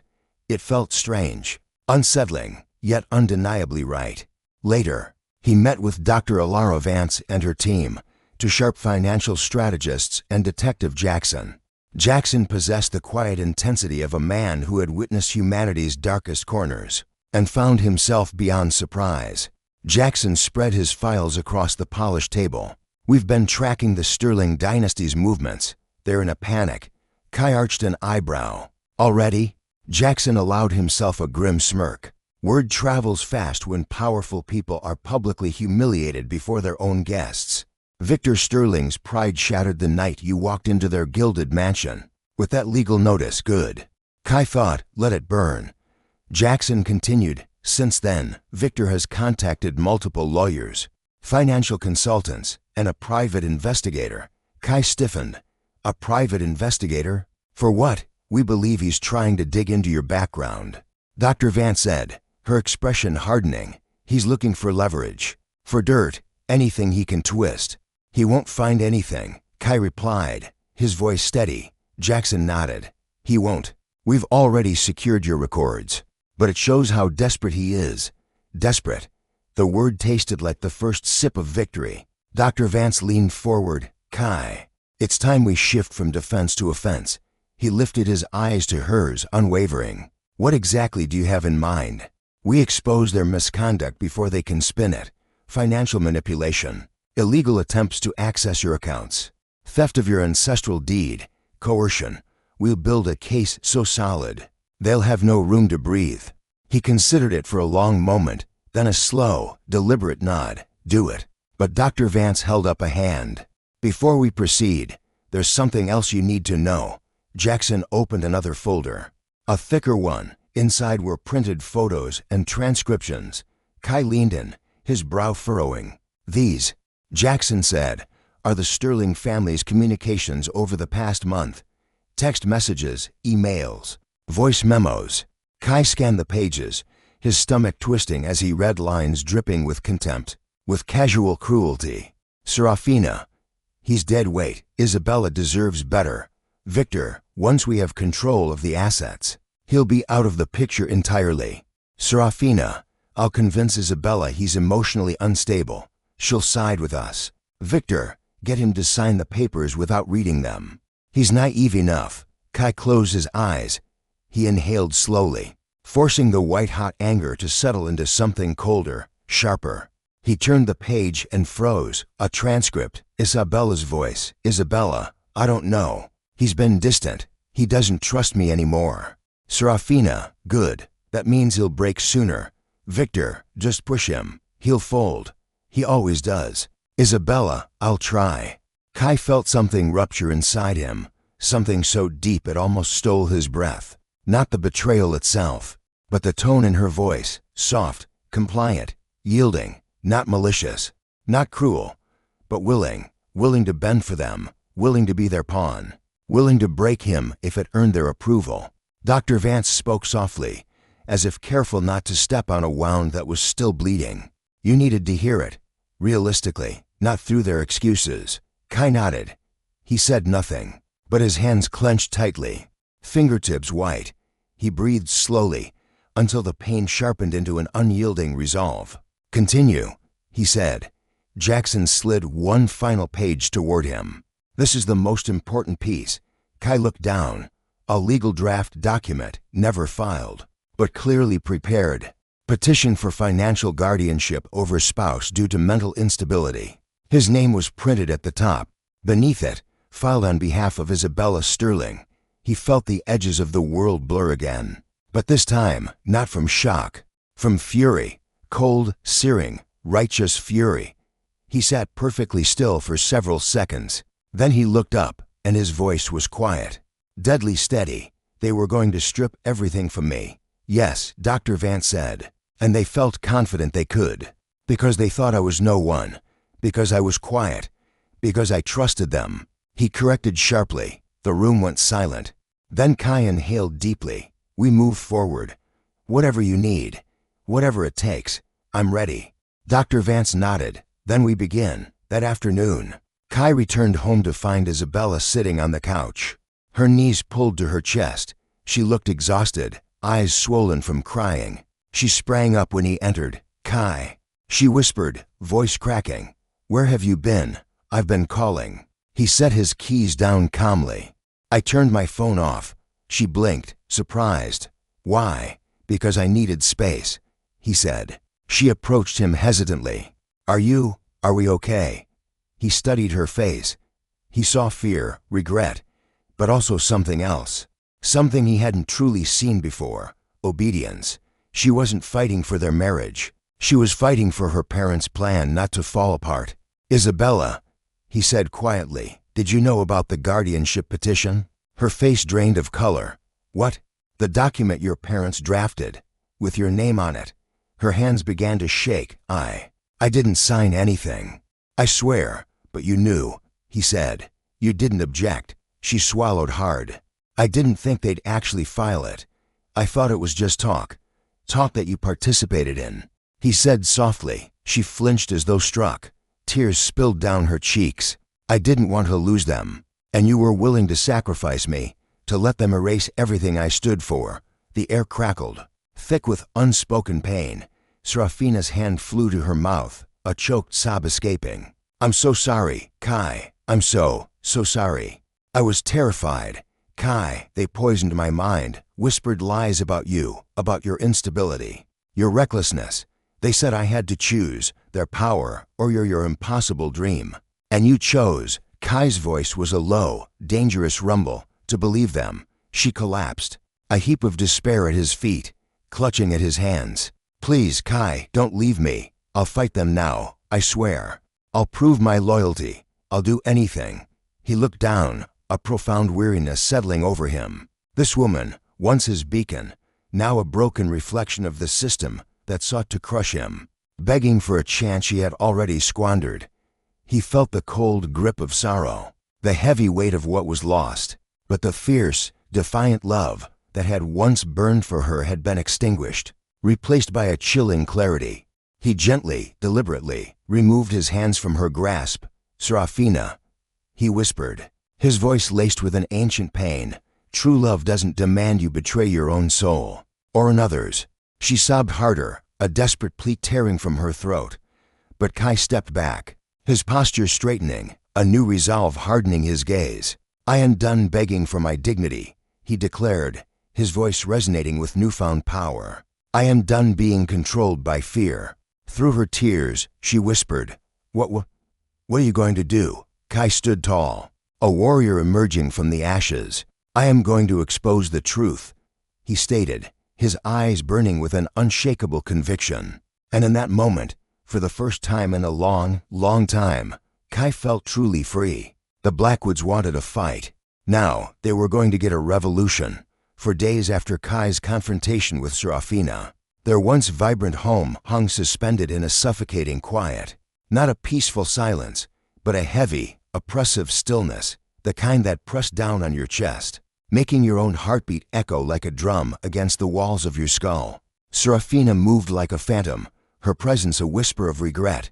She cried in the bedroom, a constant, mournful hum, staring at the worn floorboards when Kai passed, a desperate attempt to rebuild something she had already helped burn to the ground. But Kai had crossed a threshold.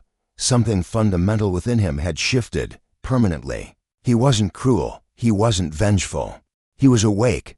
One evening, he sat alone at the old wooden table in their small community office, poring over stacks of documents, a highlighter his only companion, when he heard Seraphina's soft, hesitant footsteps behind him. "Kai, can we talk?" she whispered, her voice fragile. He didn't look up. "We've talked enough." She swallowed hard, twisting her fingers, a nervous habit. "Not like this, Kai, please. I need you to truly hear me." He slowly lifted his gaze, meeting hers. Her eyes were red, swollen, desperate, a mirror of her crumbling world. "Fine," he said, his voice flat. "Talk." Her voice trembled, a barely audible confession. I didn't know my parents were going to file those injunctions against you, Kai. They manipulated me too. They've always controlled my life, every decision." I thought her words broke, dissolving into a fresh wave of tears. "I thought I had to choose them, or I'd lose everything." Kai's voice was quiet, but it cut through the air like a razor. "Then you should have chosen what was right." She collapsed into the chair across from him, tears dripping onto her clasped hands, forming dark, spreading stains. "I know I was wrong. I'm so sorry. I'll do anything to fix this." Kai's gaze was unyielding. "Sorry doesn't change the fact that you helped them corner me, helped them try to silence my voice." Her breath hitched. "I didn't mean to, but you did," Kai stated, his voice devoid of emotion. Seraphina let out a broken sob, a sound of utter defeat. "Kai, I love you." He stared at her. This woman he had once believed would be his partner in changing the world. Now, he wasn't sure she even understood the meaning of the word. He wasn't sure she recognized the difference between love and dependency, between loyalty and fear. But before he could respond, her phone buzzed, vibrating insistently on the table between them. The name flashing across the screen ignited a cold fury in him, more potent than he expected. Victor, her ex-boyfriend. Kai's jaw tightened. "You still talk to him?" Seraphina froze, her face draining of all color. "It's not, he's just a friend, Kai." Kai reached across the table, his hand closing around the phone before she could react. Her panic was immediate, palpable. "Kai, wait, don't." But he had already opened the message. From Victor. "Did you tell him yet? We need him out before the asset transfer. Call me." The small office seemed to tilt. Kai felt something inside him go utterly silent, cold, absolute. Silence. He stood slowly, deliberately. Seraphina scrambled to her feet, grabbing his arm, her voice a frantic plea. "It's not what you think. Kai, please, let me explain." He shook her off, gently but firmly. "You were working with him." No. "It's not. Victor was helping me think. He said my parents were pushing too fast." "Helping," Kai repeated, his voice flat as steel, devoid of any warmth. "Or using you?" She shook her head wildly, tears streaming. "He said he had connections, that he could help me if things with you and my parents fell apart. But I didn't mean to, Kai. I swear I wasn't trying to hurt you. You were coordinating with your ex-boyfriend." Kai said softly, his voice a chilling whisper, "Behind my back, while your parents plotted to dismantle my life's work. And your biggest concern was losing your comfort, your privilege." She collapsed back into the chair, sobbing so hard she couldn't speak, her body racked with despair. But Kai no longer felt compelled to comfort her. Her tears had lost their power over him. An hour later, Kai sat in Aunt Martha's small, cluttered office. Victor's damning message screenshot pulled up on his phone. Aunt Martha read it once, her wise eyes narrowing, then exhaled sharply. "This complicates things. Kai, Victor is a known associate of Mr. Blackwood's business rivals. He has deep connections in property disputes and asset acquisition. If he was involved, they weren't just planning to take everything," Kai said quietly, his voice steely. "Not just planning," Aunt Martha corrected, her voice firm. "They were executing." Jaden entered, a thick folder clutched in his hand. "We pulled Victor's phone records. He's been meeting with Mr. Blackwood on and off for months, secretly. They've been strategizing together." Kai's jaw clenched, a muscle twitching. "And Seraphina?" Jaden hesitated, his gaze softening with pity. "She didn't meet with them directly, Kai, but she provided them with information they needed." The final nail. Aunt Martha pushed the folder toward him, its weight heavy with betrayal. "You needed confirmation," she said, her voice gentle. "Now you have it." Kai stared at the documents, the betrayal spreading through him not like fire, but like ice. Cold, clear, irreversible. He looked up, his voice steady, unwavering. "What's our next move, Aunt Martha?" Aunt Martha met his gaze, her eyes burning with the same fierce determination. "We strike back, Kai. Publicly, legally, and we don't stop until justice is served." Jax's grin, a glint of steel. "Absolutely. We have it all." Vivian's own voice, admitting she orchestrated Seraphina's betrayal, the coercion, the psychological warfare. "It's all there." Kellen's breath hitched, a slow, deliberate intake. Document every whisper, every lie, every calculated cruelty. Enya's head was already bowed, fingers flying across her keyboard, a silent promise of retribution. The apartment, once a sanctuary, felt like a tomb. Seraphina sat huddled on the cold floor, a ghost of her former self. The door creaked open, and she flinched, her eyes hollow and haunted, finding Kellen. "Kellen," her voice was a raw whisper. "Please, talk to me." He closed the door, the sound echoing the finality in his heart. He didn't move closer. "There's nothing left to say." She lunged, grasping his arm, her grip desperate. "Don't do this, don't leave me." His gaze fell to her trembling hand, then to her face, a mask of tragic, desperate fear, not love. Seraphina, his voice was a low rumble, you didn't betray me out of malice. You betrayed me because you never learned to stand on your own. She shook her head violently, tears streaming. I can change. I can be better. No, he said, his voice laced with a profound weariness. You could have been better yesterday, or months ago, or any moment I needed you to truly see me. Her face crumpled, a broken mosaic. I didn't know what Senator Thorne was doing. Julian tricked me, I swear. Kellen shook his head. A silent, resolute no more excuses. She froze, the absolute finality in his tone shattering something within her. Kellen, please, don't end this. He held her gaze, his heart a raw, aching wound, yet his resolve was unyielding. This ended, he whispered, the moment you chose them. Her hands fell, limp, to her sides. She sobbed, a quiet, helpless sound. But he didn't reach for her. He walked past her, into the bedroom, pulling a worn leather suitcase from the closet. Her voice was a fragile thread. You're leaving, tonight. Yes, she covered her mouth, trembling. Where will you go? He zipped the suitcase slowly, deliberately. Somewhere you and Senator Thorne can't reach me. Her cries escalated, almost feral. No, please. Kellen, don't go. He paused at the threshold, turning for one last look at the woman who had once held his world. You didn't lose me to another person, he said, his voice a quiet, devastating truth. You lost me to the truth. Then he walked out. The door clicked shut, a soft thud that reverberated like a gunshot in the silence. This was the end of a marriage, yes, but the war against Senator Thorne and his empire? It had only just begun. Kellen didn't look back. The city night air, cool and sharp, hit him like a jolt of pure clarity. His suitcase wheels rattled a rhythmic, grounding beat on the pavement. Somewhere, high above, Seraphina's broken cries still echoed in the chambers of his memory. But he forced himself forward. For too long, he had lived for the comfort of others. Tonight, for the first time in years, he chose himself. He found refuge in a modest, anonymous hotel on the city's outskirts. The room was small, clean, a neutral space untouched by the Thorns' suffocating influence, their manipulations, their insidious secrets.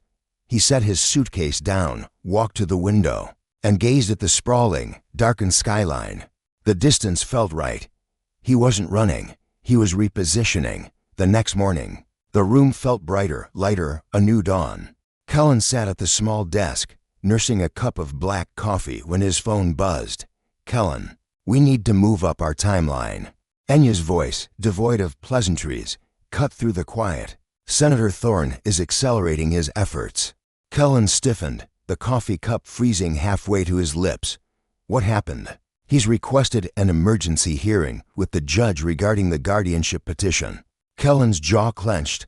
On what grounds? Fabricated grounds. Enya's voice was sharp, laced with contempt. He's claiming you have episodes of emotional instability and financial irresponsibility, citing conversations that never existed. Kellen inhaled slowly, a cold dread coiling in his gut. Does Seraphina back these claims? A heavy pause stretched across the line. Not yet, but Senator Thorne is pressing her hard. Kellen closed his eyes, a dull, throbbing ache behind his ribs. What do you need me to do? Meet me at the sanctuary in an hour, Anya commanded.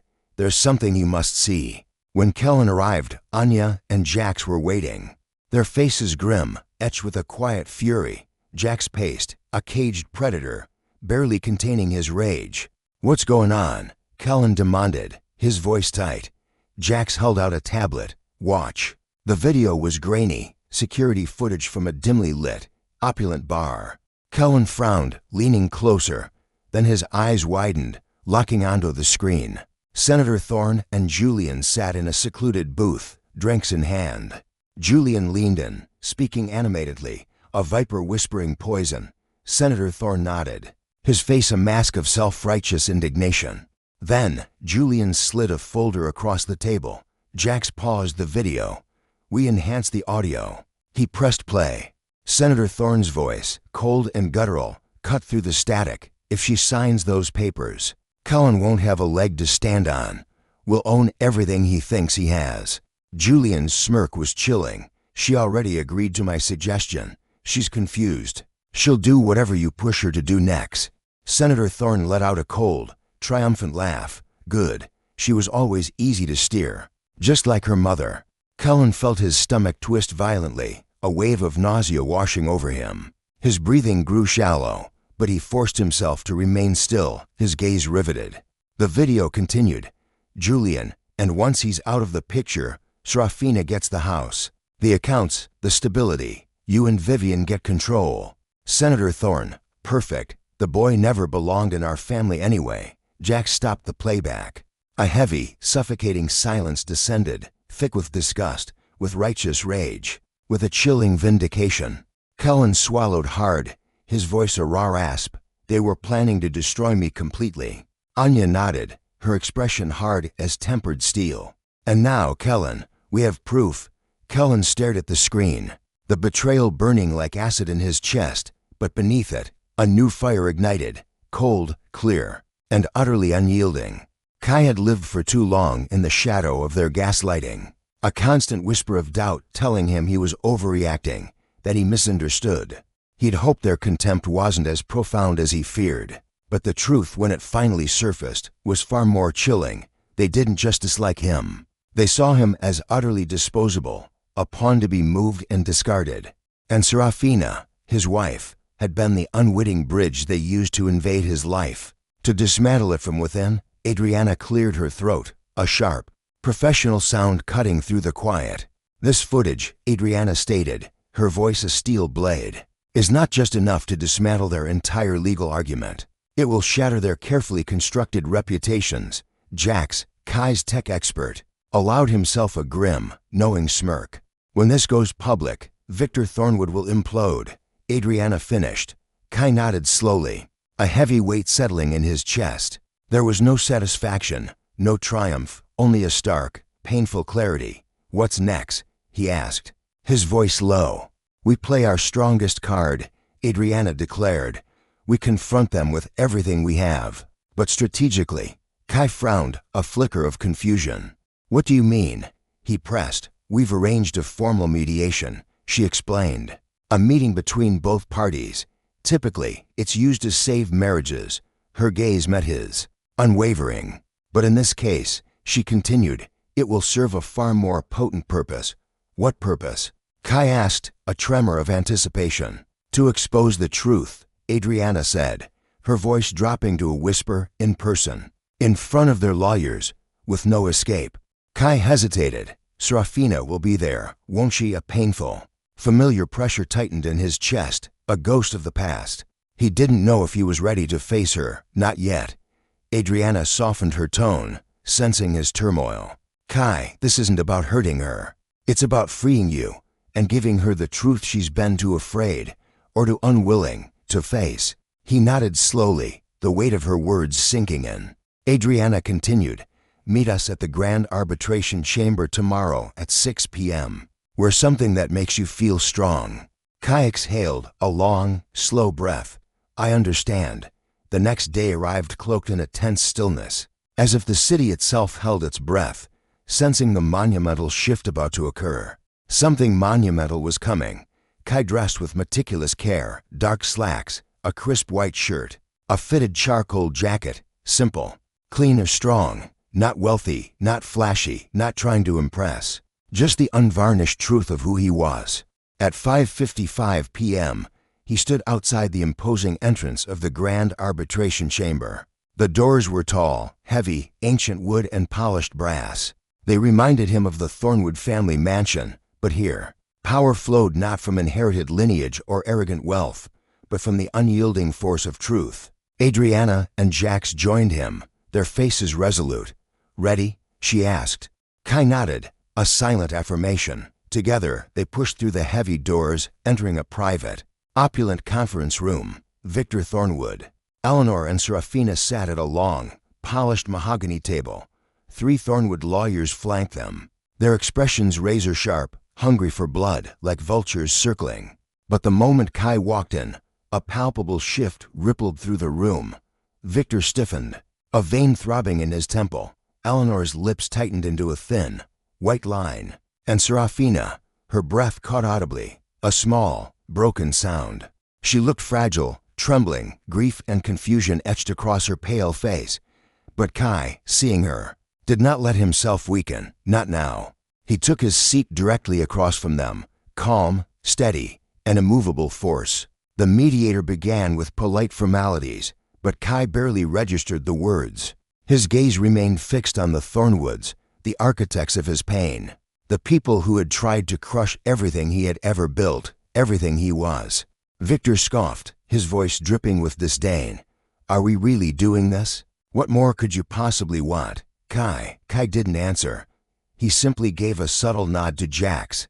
Jax tapped a button on his sleek laptop. Instantly, the grainy bar footage flared onto the massive projection screen. Victor Thornwood's voice, unmistakable, thundered across the silent room. If she signs those papers, Kai won't have a leg to stand on. Eleanor went visibly pale, her hand flying to her mouth. The Thornwood lawyers froze, their predatory smiles vanishing. But Seraphina's face drained of all color, her eyes widening in dawning horror as she turned, agonizingly slowly, toward her father. The video continued, a chilling echo. Seraphina will do whatever you push her to do, Victor. Then, Victor's own chilling reply, good. She was always easy to steer, just like her mother. Eleanor gasped, as if physically struck. A choked Victor, you. Victor Thornwood surged from his chair, his face contorted in rage. This is illegal. This is manipulated. It's time-stamped, Jax said coldly, his voice devoid of emotion. And confirmed by the bar owner. Seraphina's gaze snapped to Kai, broken, pleading, utterly devastated. Kai, I didn't know any of this. I believed him. Her voice was a raw, desperate whisper. Kai finally spoke, his voice quiet, but devastatingly clear, cutting through the chaos. You didn't ask, Seraphina. Seraphina sobbed openly, a sound of pure anguish. She collapsed back into her chair, shoulders shaking. Eleanor stared at the polished floor, a deep, burning shame creeping across her face. And Victor Thornwood, powerful, arrogant Victor, suddenly looked very small, his bluster deflating. Kai stood, his presence filling the room, radiating an unshakable resolve. This ends now. His voice was a quiet thunder, every threat, every lie, every manipulation. He turned his gaze, sharp as a laser, to Victor. You wanted control of my life. You wanted to break me, but you never checked the foundation of the man you were trying to destroy. Victor glared, sputtering. You're nothing but. Kai raised a hand, a small, almost imperceptible gesture, but it silenced the room. You thought I had nothing, he said softly, his voice carrying immense weight. But I have something you'll never understand. Victor sneered. And what's that? Kai leaned forward slightly, his eyes locking onto Victor's. Integrity, Victor faltered, his sneer dissolving. And now, Kai added, his voice gaining a steely edge, I also have something else. Jack stepped forward, placing a thick, sealed envelope onto the table with a decisive thud. Leverage. The Thornwood lawyers exchanged panicked, frantic whispers. Victor swallowed hard, his face ashen. You can't win. Kai's voice softened, yet grew sharper than any blade. I'm not trying to win, Victor. I'm trying to reclaim my life. He turned, a man reborn, and walked toward the door. Behind him, chaos erupted, voices shouting, lawyers scrambling, the carefully constructed facade of the Thornwoods crumbling into dust. Seraphina was begging him to stop, her pleas echoing, but Kai didn't turn around. He didn't need to. For the first time in his life, the truth was walking with him, not against him. And that, he knew, was more powerful than any fortune, any inherited power, any lie they had ever wielded. The grand arbitration chamber meeting didn't end. It exploded as Kai walked out. The Thornwoods' voices tore through the thick walls of the conference room, panicked, furious, desperate. For so long, they had held the upper hand, speaking with the smug assurance of those who believed themselves untouchable. Now, their voices cracked, sharp with raw fear. And Kai felt nothing for them. No guilt, no hesitation, no lingering anger, only the quiet, steady certainty that he had finally done what he needed to do, what his mother had always taught him, to stand for himself, to fight for his dignity, without ever becoming like them. Outside, the evening light spilled like liquid gold over the steps of the grand arbitration chamber. The twilight sky over Veridian City bled a deep, defiant orange. Kai paused at the hotel room threshold, inhaling the crisp, cool air. It tasted different tonight. Freedom always did. Ava, his steadfast counsel, joined him. A worn legal binder clutched to her chest. Her stern expression softened, a rare, gentle smile gracing her lips. "You handled that with such grace, Kai," she murmured. He offered a faint, weary smile. A ghost of his former self. "Grace?" I felt hollowed out. "Precisely," Ava affirmed, her eyes gleaming with conviction. "That's exactly what today was." A turning point. Jax, their tech wizard, approached, phone still buzzing with updates. Victor Thornwood's meltdown is already a viral sensation among his own legal sharks. Believe me, his gilded reputation is in absolute shreds. Kai didn't respond. His gaze lost somewhere between the crushing weight of relief and a lingering ache. He wasn't naive. He knew this wasn't over. Men like Thornwood didn't surrender. They merely regrouped. But the foundation of their empire had cracked. For now, that was enough. He thanked them both, his voice a low rumble of gratitude, and headed back to his room. That night, for the first time in months, he slept without the terror of waking. No haunting nightmares, no insidious voices whispering doubts, just a profound, echoing silence and, for once, peace. But dawn brought the next wave. At 7 a.m., a hesitant knock echoed through his suite. He opened it cautiously. Seraphina stood there, a ghost of the woman he had married. Her hair was disheveled, eyes bloodshot. Her expensive clothes wrinkled, as if she hadn't slept in days. She clutched a designer purse to her chest like a fragile shield. "Kai," she whispered, her voice a raw, trembling plea. Please talk to me." He stepped aside silently. Not an invitation, but a strategic retreat from a public scene. She entered slowly, almost collapsing onto the nearest armchair, a figure of utter defeat. He offered no water, no comfort. "What do you want, Seraphina?" he asked, his voice a quiet, steel-edged question. Her lips quivered. "I saw the video. I heard everything. Tears streamed down her face, carving paths through the dust of her despair. "My father, I didn't know he said those things. About me, about you, about my mother." Kai leaned against the polished desk, arms crossed, a stoic sentinel. "Your parents don't see people, Seraphina. They see pawns in their game of power." She cried harder, burying her face in her hands, a broken sound.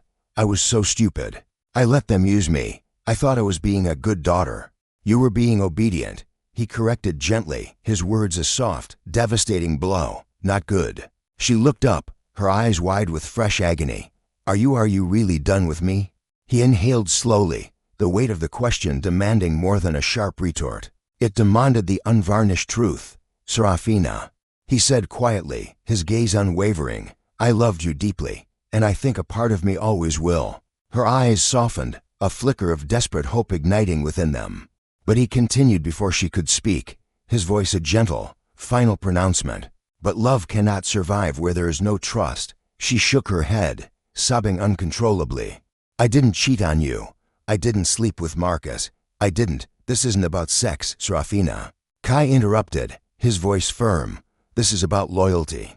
You stood with your parents, not with your husband." Her breath hitched painfully. "I was scared.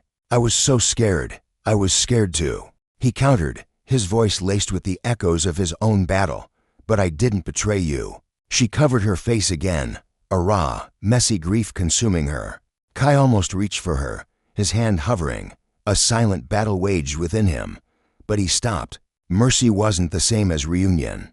After minutes of quiet, agonizing sobs, she finally whispered, "What happens now?" Kai sighed, the sound heavy with finality. "Now, we finalize the divorce." She gasped, a choked sound of protest. "No, please, Kai, no. It's the only way," he said firmly. Not cruelly, but with an unyielding honesty. She threw herself forward, grabbing his sleeve, her fingers desperate. "Let me fix this. Let me prove you wrong." He gently pried her fingers off, his touch resolute. You can't undo what's already been done. Her chest heaved with broken sobs. I didn't want any of this, but you helped build it. He said softly, his words a quiet, undeniable truth. The truth hit her as hard as any physical blow. She collapsed back into the chair, utterly defeated. He waited until her breathing steadied, a silent vigil. Seraphina, he said gently, his voice carrying a profound sadness, you deserve to heal. Away from them, away from me. But I can't be the man who waits for you to choose him second. Her face crumpled, but she nodded.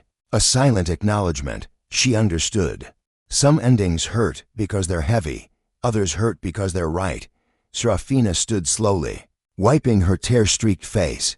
I'm sorry, she whispered, her voice barely audible. For everything I know, he said. His voice a quiet acceptance. She hesitated, waiting for something, some signal that he might take her back, a flicker of hope. But none came. She walked to the door, opened it, and paused one last time, her voice a fragile whisper. I hope someday you find someone who truly sees you. He nodded, a silent promise, you too. Then she left. Kai stood there long after the door clicked shut, the room feeling emptier, yet undeniably lighter.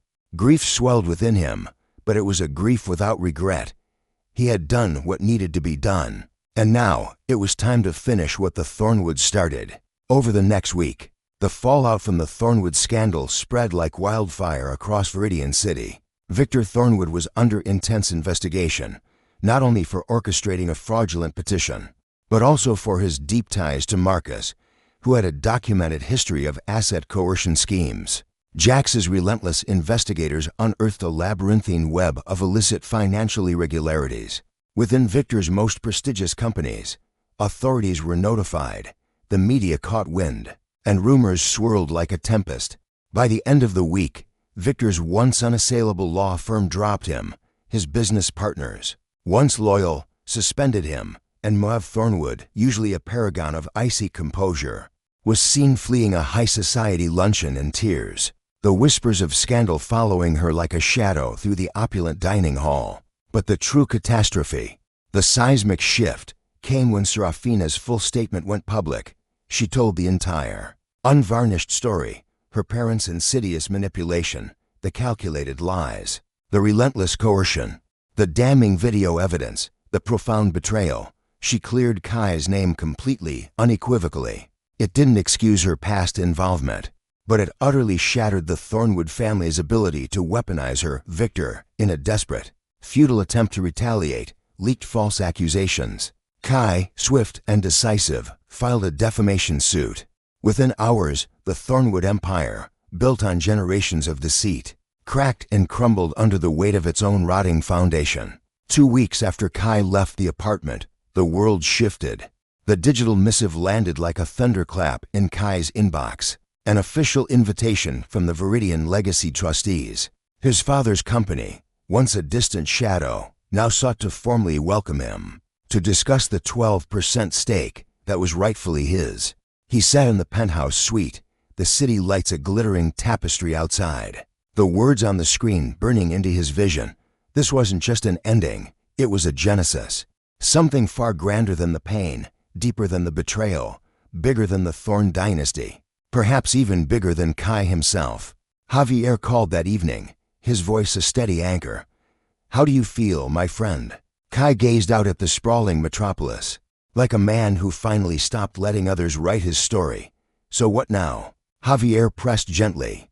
Kai took a slow, deliberate breath. Now, he declared, his voice resonating with newfound power. Now the true ascent begins. In the reflection of the glass, he saw a man he barely recognized, stronger, steadier, unbroken. A man no one would ever underestimate again. The weeks that followed unfolded in a strange, potent blend of chaos and clarity. Kai finalized the divorce petition. With Aisha's unwavering support, he signed the last of the paperwork in her sleek, modern office, the city skyline stretching behind her. The moment his name streaked across the final document, a tremor passed through him. Equal parts grief, profound relief, and an undeniable release. It was not the idyllic tapestry he once envisioned for his marriage, but the stark, honest canvas they had both, in their own ways, painted towards. Serena didn't contest the divorce. She didn't fight. She simply signed. When Kai walked out of the grand courthouse afterward, she stood on the steps, the sky above beginning to clear, her arms wrapped around herself. Her face looked smaller, more delicate than he remembered, like someone peeling away a lifetime of layers, only to find nothing familiar underneath. She stepped towards him, a ghost of her former self. "It's done." He nodded. She swallowed hard. "I'm moving in with a friend, not my parents." Her voice cracked, a fragile whisper. "I don't want to be anywhere near them." He studied her, quiet, fragile, trying to stand upright after the storm she had helped create. There was no triumph in seeing her like this, no vindication. Only the hollow echo of what might have been, a silent elegy for a love twisted by fear. "May you find the path back to your own light, Serena," he said gently. For the briefest moment, she reached toward him, a small, instinctive gesture, her hand rising, longing for a touch that no longer belonged to her. But she stopped halfway, fingers trembling in the cool air. "Goodbye, Kai," she whispered. He nodded once, "Goodbye," and with that, the last fragile thread binding their fates snapped, clean and irreversible as a winter's dawn. Finally, irrevocably. Meanwhile, the news about Victor Thorne's legal troubles continued to spread like wildfire. His assets were frozen pending investigation. Business partners severed ties. State officials launched a full audit into his financial records. The Thorne empire, a colossus built on deceit, began to crumble, not from external assault, but from the rot within, just as Javier had foreseen. Eleanor Thorne tried to maintain appearances for a while, attending exclusive charity galas and board meetings, but without Victor's corrupting influence, her invitations dwindled to nothing. Rumors swirled of how she enabled her husband's manipulations, how she participated in the coerced guardianship plan, how she had encouraged her own daughter to betray her marriage. Influence collapses quickly when its foundation is built on ego rather than integrity. Even Damien Thorne disappeared from the public eye, allegedly fleeing the state after authorities questioned him about financial misconduct and evidence of collusion with Victor. Javier forwarded Kai an article about it with a single, potent line, "One serpent dethroned." Kai didn't reply, but he smiled for the first time in days. As for Serena, she kept her distance, honoring his request for space.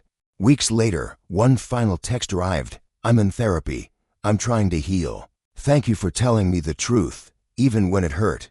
He read it once, then set his phone down softly. He wished her well, silently, without needing to answer.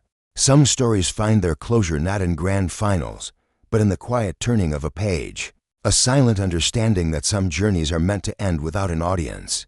But while the Thorne family unraveled, Kai found himself in a slow, deliberate process of rebuilding, this time with intention. He signed up for a small workspace in an innovative tech hub downtown, needing somewhere to think beyond the confines of the penthouse. The air hummed with the electric pulse of innovation, the scent of fresh coffee mingling with the intoxicating aroma of nascent dreams. Surrounded by people designing startups, pitching ideas, and chasing their own visions. For the first time in years, something sparked within him. Curiosity, purpose. One morning, he sat with Aisha, reviewing next steps in the lawsuit against Victor Thorne, when she asked something unexpected. "What do you want to do with the Veridian legacy inheritance?" Kai, he paused mid-sentence. He hadn't truly thought about it. The $26 million felt abstract, distant, like a number on paper rather than a tool he could wield. And the 12% stake in his father's company was even more surreal. "I don't know yet," he admitted. "I always saw myself as a cog, not a creator, a follower, not a force." "You don't need to move mountains, Kai," she said, her eyes steady. "You just need to move with truth." He sat back, letting her words settle deep within him. Something true. His mother's voice echoed softly in his memory, a guiding star. "Remember, my son, your power is not for destruction, but for creation, for lifting up, not tearing down." He spent days pondering that wisdom. Then, slowly, the shape of an idea began to form, a quiet, resolute vision, a life unburdened by fear, unbound by limitations, free from the thorn shadow looming over him. A legacy forged in his own truth. He approached a small, ethical consulting firm to help him develop a business proposal. He scheduled meetings with financial mentors. He read extensively, long nights spent with articles about ethics in business, philanthropic structures, and the true Veridian legacy. The sheer scale of it was daunting, a symphony of possibilities and responsibilities that threatened to drown him. But he would not drown, he would rise. But it also felt like destiny. On a crisp morning, Kellen entered the towering glass edifice, the heart of the Thorn legacy. The elevator ascended, a silent, gleaming ascent, carrying him higher and higher until the city below became a sprawling tapestry. His heart thrummed, not with fear, but with a fierce, quiet resolve. When the doors parted, a woman in a sharp navy suit met him. "Mr. Thorn," she said, her voice warm, "welcome. We've been expecting you." Kellen inhaled the scent of polished wood and old money. Stepping into the grand boardroom, it was everything he'd imagined, sleek, expansive, a panoramic vista of the city skyline. But what truly seized him was the monumental portrait on the far wall. His father, Marcus Thorn, the same strong jawline, the piercing eyes, even the subtle curve of a knowing smile. A profound warmth bloomed in Kellen's chest, grief, pride, longing, and a sense of belonging, all interwoven. "Before we begin," a board member stated, her voice gentle, "we want to thank you for coming. Your father always intended for you to take a seat at this table." Kellen blinked, a sudden blur in his vision. "He did." "Yes," she affirmed. "He left notes, letters. He wanted you to forge your own path, but he wanted you to know you were always meant to be part of this family." Kellen's throat tightened. "I never got to speak to him." "You have time to speak to his work," another board member offered, "and to shape it." The weight of that responsibility settled upon him, not as a burden, but as a grounding force, a call to purpose. They offered mentorship, training, guidance, a clear pathway into leadership, not because of his name, but because of his unwavering integrity and the indomitable strength he had demonstrated through every trial he had survived. Kellen left the meeting, his mind alight, but for once, in the most exhilarating way possible. He stood outside the building, the cool wind a balm against his skin, and breathed deeply. This was no longer about escaping the past. It was about becoming someone new, someone whole, someone worthy of a legacy inherited not by chance, but by character. That night, an unexpected call shattered the quiet. An unfamiliar number. He hesitated, then answered. A weak, trembling voice whispered through the speaker, "Kellen." "It's Victor Sterling." Kellen froze, utterly still, listening. Victor coughed, a ragged sound, older than Kellen had ever heard him. I need to speak to you. Please." Kellen offered no response. Victor inhaled shakily. "I'm not asking for forgiveness. I need to say something before everything falls apart." Kellen exhaled slowly. "Where are you?" he asked. Victor told him. A forgotten, once exclusive club on the city's forgotten edge. Kellen clicked off the lamp beside his bed, pulled on his jacket, and walked out into the night. He didn't go because Victor deserved compassion. He went because Kellen deserved closure. And he would claim it, on his own terms. The club Victor had chosen, the Sovereign, sat at the city's forgotten edge, its once grand facade now crumbling, lit by a flickering, tired neon sign that buzzed like a dying insect. It wasn't the kind of place Kellen expected to find his former father-in-law. Victor Sterling had always preferred gilded ballrooms, hushed private dining rooms, an ambience dripping with power, not chipped marble and the stale scent of forgotten opulence. This alone told Kellen something profound had shifted. As he stepped inside, the air hung heavy with the ghosts of old money and faded glory. The bell above the door jingled softly, a mournful chime, catching Victor's attention. The older man sat hunched in a booth near the back, staring out a grimy window rather than at the dusty menu. His shoulders slumped forward, as if bearing the crushing weight of a life finally catching up to him. He didn't look powerful. He didn't look fearsome. He looked broken, old. Kellen approached slowly. Victor didn't turn until the shadow of Kellen's presence fell across the table. For a long moment, Victor didn't speak. didn't sneer, didn't puff his chest. He simply stared. And to Kellen's shock, his eyes looked sunken, hollowed out by defeat. "Thank you for coming," Victor rasped, his voice a dry whisper. Kellen slid into the seat across from him. "You said you needed to talk." Victor nodded, staring down at his shaking hands. "Before everything collapses, before I lose everything, I need to tell you the truth." Kellen didn't respond. He wasn't here to prompt or to comfort. He was here to listen, and to decide what closure truly meant to him. Victor took a long, rattling breath. "My entire life," he said slowly, "I built everything I had on fear. Fear of not being enough, fear of losing control, fear of anyone questioning me." He paused, jaw tightening. "Your father, Marcus Thorne, he and I were rivals in everything. Business, influence, networking. He was respected, admired, trusted. People listened to him willingly.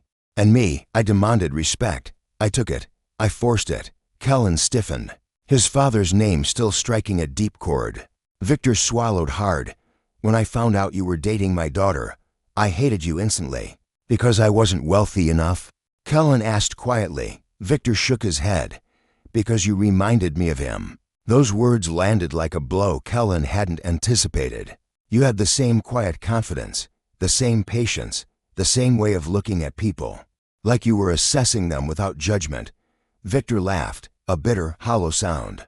"I resented you because you were the kind of man I spent decades trying to convince myself didn't matter." Kellen leaned back in the booth. Stunned into silence, Victor continued.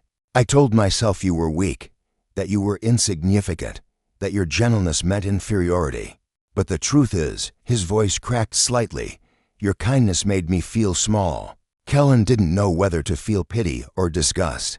"So you tried to control me," Kellen stated. "Yes," Victor admitted, his voice barely audible. "Control.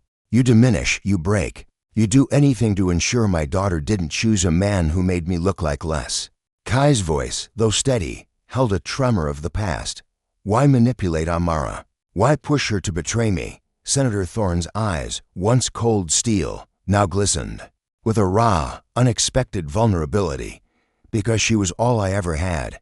My entire identity was built on being the patriarch, the man who provided. I needed her to need me, and I feared that if she saw you, Kai, for who you truly were, double quotes dot better, stronger, she'd stop leaning on me." Kai looked away, a bitter taste coating his tongue. "A ghost of old wounds. Your fear," Kai stated, his voice low, "cost us everything." "I know," Thorne whispered, his voice a rasp, "and I can't undo it." A heavy silence descended, thick with unspoken years. The hushed clinking of glasses from across the deserted club seemed to amplify the raw tension. A server approached, then quickly retreated, sensing the charged air. Thorne reached into his tailored coat. He pulled out a thick, folded envelope. His hand, once firm, trembled visibly as he placed it on the polished mahogany. "This is everything." He tapped the incriminating paper. "The proof of what I did, the documents my team and I prepared, the bribes, the lies, the surveillance, everything I can give you to close the case against me." Kai stared at the envelope, a Pandora's box of betrayal, but didn't touch it. "Why now?" Kai asked, his voice barely a whisper, echoing the weight of the moment. "Why give this to me?" Thorne's voice dropped, hollow. "Because Amara hasn't spoken to me since the mediation. Because Eleanor moved out. Because I lost my seat on the Veridian Group board. My companies. My reputation." He gave a hollow, broken laugh. "Now, all I have left is the truth. And the truth is, I wronged you deeply. You didn't deserve any of it."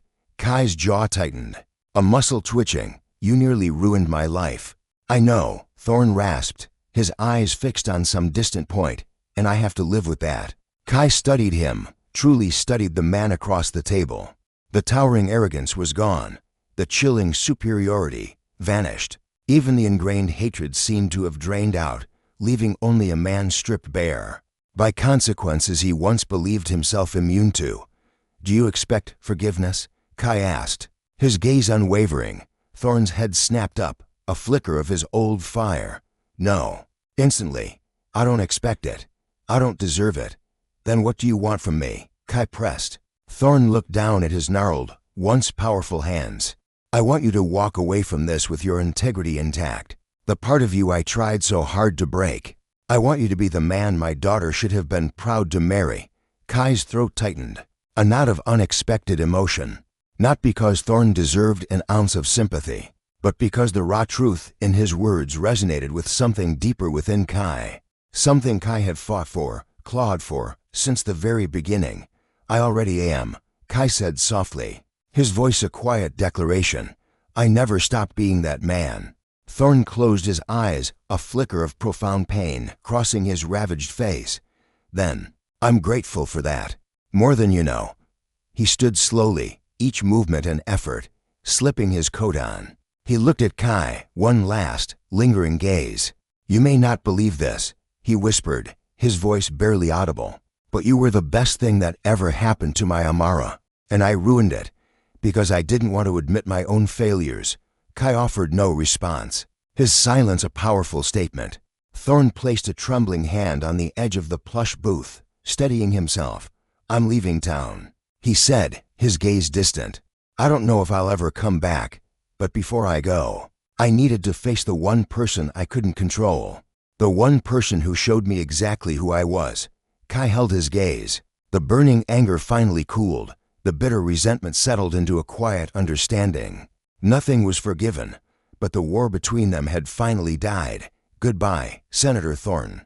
Thorn nodded slowly, a ghost of his former self. Goodbye, Kai. He walked out of the club. A figure diminished, trembling, smaller than the Titan Kai had met years ago. The heavy oak door swung shut with a soft thud, the sound lingering long after he disappeared into the unforgiving city night. When Kai finally stepped outside, the night air felt different, cleaner, lighter, as if something toxic, a deep-seated poison, had finally been expelled from his very soul. He drove back toward the city, the silence a balm, letting the profound closure settle deep into his bones. By the time he reached his temporary hotel room, he already knew he wouldn't stay there much longer. A new life, a life of his own making, was forming, and he was finally ready to claim it. The next morning, he packed his single suitcase, not with the frantic urgency of running, but with the calm, resolute intention of moving forward. He scrolled through listings of houses in a different city, a fresh start, a new place, a clean slate earned through fire. One particular listing caught his eye, a house with a wide, welcoming porch, ancient, sheltering trees, and sunlight pouring through every window. He felt something warm bloom inside him. Hope. He closed the browser, leaning back, a quiet smile touching his lips. He wasn't starting over because he'd lost everything. He was starting over because he had finally, truly gained himself, and that, he knew, was worth more than the $26 million, more than the mighty Veridian group, more than any fleeting revenge. It was worth everything. Kai left the hotel 2 days later, suitcase in hand, his heart steady in a way it hadn't been in years. Not steady from certainty, no, but steady from profound decision. His past was behind him now, the Thorn dynasty, the insidious manipulation, the public humiliation, the long, agonizing unraveling of his marriage. All of it had ended in a way he never thought possible, not with bitter revenge, but with undeniable truth. And truth, he discovered, was the sharpest, most liberating blade of all. He drove for hours through winding country roads toward the neighboring city, a place quieter, greener, far enough from the long, grasping shadow of the Thorn dynasty that their influence couldn't reach him. The sky above was a canvas of pale blue, streaked with silver clouds drifting lazily overhead. He watched them, a sense of peace settling, letting the stillness settle deep inside him. He wasn't escaping, he was clearing space for the life he actually deserved. By late afternoon, he reached the city outskirts. Quaint shops lined the sun-dappled streets. People chatted outside bustling cafes, and the gentle hum of normal, vibrant life greeted him like a warm, comforting blanket. He exhaled, feeling his shoulders, for the first time in years, truly loosen. The community center Kairos had chosen stood at the heart of the historic district. 2 stories of weathered brick, a vibrant mural of ancestral faces adorning its side, and ancient oak trees standing guard like silent sentinels. It bore no resemblance to Senator Thornton's cold, marble estate. This place pulsed with warmth, resilience, and soul. It felt like home before he even stepped inside. He signed the documents, the keys heavy in hands that trembled slightly, not from fear, but from the profound weight of reclaimed legacy. After years of systemic injustice, he stood in the empty main hall. Afternoon sunlight streamed across the worn wooden floor, leaving golden patches that danced gently with the breeze through open windows. The building creaked softly, as if waking from a long, forced slumber. He let out a breath.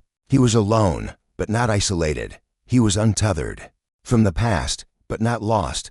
He closed his eyes and listened to the silence. It was the first silence in years. That didn't suffocate him. It comforted him, a quiet promise. For the next week, Kairos built a future, quietly, methodically. He unpacked, arranged furniture, brought in plants, and placed photographs of his trailblazing ancestors on the mantel. He cooked meals in a kitchen filled with sunlight. He sat on the porch swing in the evenings, listening to the hum of a reawakening community. He learned how profound solitude could feel when it wasn't imposed by systemic cruelty. One morning, while assembling a bookshelf for the new library, his phone buzzed, a number he didn't recognize. He debated ignoring it, but something nudged him. He answered, "Hello?" A bright, warm voice responded, "Hi, this is Dr. Chen from the Lumina Foundation. I'm reaching out because your vision for community empowerment landed on my desk." He blinked. "Oh, yes, I sent a proposal last week." Dr. Chen laughed softly. "Proposal? More like a fully thought-out blueprint for a movement." "I'm deeply impressed." Kairos's cheeks warmed. "I'm still new to all of this." "Well, you articulated it beautifully," she said. "We'd love to discuss partnering with you." Kairos's chest filled with something he hadn't felt in a long time. A powerful sense of purpose. "I'd like that," he said. They scheduled a meeting for the next day. After the call ended, Kairos stood there for a moment, the bookshelf forgotten. Life was moving forward, not dragging him, not pulling him, but inviting him to lead. The next afternoon, he met Dr. Chen at a bustling community cafe near the city center. She was in her early 30s, with soft curls pulled into a loose bun, and warm brown eyes that sparkled when she smiled. She reached out to shake his hand. "You must be Kairos," she said brightly. "It's great to finally put a face to the revolution." He chuckled. "I'm still surprised you responded so quickly." "Are you kidding?" she said. "Your idea is exactly what the Foundation has been searching for. Support programs for young adults navigating systemic barriers. It's brilliant." A gentle heat spread through his chest. "My mother always believed in empowering people who were systematically denied support. I wanted to honor that." Dr. Chen smiled softly. "My own journey was shaped by overcoming similar systemic hurdles. Your proposal hit home for me." The conversation flowed effortlessly after that. They talked about mentorship structures, funding pathways, and emotional support frameworks.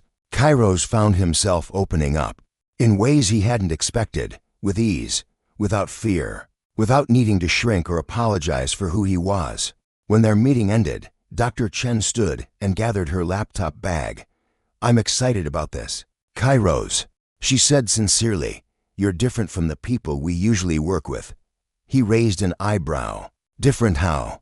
She smiled, grounded, gentle, purposeful. "Leaders like you don't come around often. You are the change." Her words resonated deeply. Maybe this city wasn't just a place to heal. Maybe it was a place to ignite a movement. Weeks passed. Kairos attended meetings, spoke on panels, and began channeling his reclaimed resources to build programs that truly mattered. The Lumina Foundation approved his mentorship proposal. Teenagers and young adults, once marginalized, began signing up. He hired counselors, mentors, educators. For the first time, the shadow of his family's past, a legacy of systemic power, didn't feel like a burden. It felt like a bridge to a brighter future. One afternoon, after a day of planning sessions, Kairos found himself sitting on the community center's porch. With a cup of tea, the sun dipped behind the trees, bathing everything in gold. Then, footsteps approached. He looked up, Senator Thornton stood at the edge of the walkway. Except he wasn't the man Kairos remembered. He wore wrinkled clothes, his hair unkempt. Exhaustion clung to him like a second skin. A small, worn suitcase rested beside him. Kairos stood slowly. "What are you doing here, Senator?" Thornton swallowed, his voice unsteady. "I know I shouldn't have come. I had to see what you've built." Kairos didn't move closer. "Why?" Thornton looked down, shame flickering across his face. "Because you became everything I fought to suppress, everything I failed to be." Kairos's jaw tightened. "What do you want, Senator?" The older man lifted his eyes, glassy with tears he fought to hide. A chance to apologize, not to be forgiven, just to apologize. Face to face, Kairos exhaled slowly and crossed his arms. "Say what you need to say." Thornton's throat worked. "I lost everything. My empire crumbled. My family fractured. My reputation is gone. And I earned all of it." Kairos didn't respond. Thornton took a deep breath. "But I want you to know something before I disappear." He stepped closer, voice raw. "You're a better man than I ever allowed myself to believe. I hated you because you reminded me of everything I wasn't. And I hurt you because I couldn't stand to face my own failures." He paused, his voice shaking. "And yet, you never sank to my level. You rose. You never faltered. You never stooped to their level. Never returned cruelty for cruelty. You clung to your truth, your inherent dignity. Even when they tried to strip it from you, piece by agonizing piece, you became everything we tried to dismantle." A heavy silence descended. Marcus's spirit stirred, not with pity, nor even forgiveness, but with a profound, weary understanding. Senator Thorne recoiled, a shadow of his former power. "That's all I came to say." Thorne's voice was a whisper. Marcus paused, then his voice, clear and resonant, cut through the air. "Senator Thorne." The older man froze, every muscle tense. Marcus stepped forward, closing the distance, his gaze unwavering, piercing Thorne's hollow eyes. "I don't forgive you," he stated, his voice a steel-edged calm. "Not yet, perhaps never, but I refuse to carry the weight of your injustice any longer. I refuse to let your hatred define me." Thorne's breath hitched, a visible tremor. Marcus continued, his gaze sweeping over the silent square. "Now, you must live with what you've done." Thorne nodded slowly, "A broken man. And you, Marcus, you must continue to heal this world." Thorne turned, a figure diminished, and walked away, his steps faltering, yet somehow lighter, unburdened by the fight he'd lost. Marcus watched until the senator disappeared into the twilight, a relic of a fading era. Then Marcus turned to face the crowd, the first stars beginning to pierce the deepening sky above. He felt no personal triumph, no vengeful satisfaction, no lingering bitterness, only a profound, collective peace. The understanding that the shadows of the past, the chains of injustice, no longer held them captive. They had survived betrayal. They had found their collective truth. They had reclaimed their dignity, their future, and now they were ready to build it together. Marcus's journey, and the journey of countless others, reminds us true strength isn't always found in the loudest voice, and dignity doesn't require the approval of your oppressors. Sometimes, the most revolutionary act is to rise above those who refuse to see your worth, to refuse to let their blindness diminish your light. Healing isn't instant. It's a slow, deliberate, collective choice to rise above systemic betrayal, to rebuild with unwavering intention, to forge a future free from the shadows of injustice. Marcus didn't win because he fought harder in the arena. He won because he chose integrity over vengeance, truth over fear, and self-respect over the approval of those who sought to dehumanize him. This is a lesson, a blueprint for change each of us can carry. Your value, our collective value, isn't determined by those who try to break us, but by how we choose to rise together. If this story ignited a spark within you, share your thoughts in the comments below. Tell us what part of this fight for justice resonated most deeply with your spirit. And if you crave more powerful narratives of resilience, of triumph, don't forget to subscribe. Join our movement for a more just and equitable world.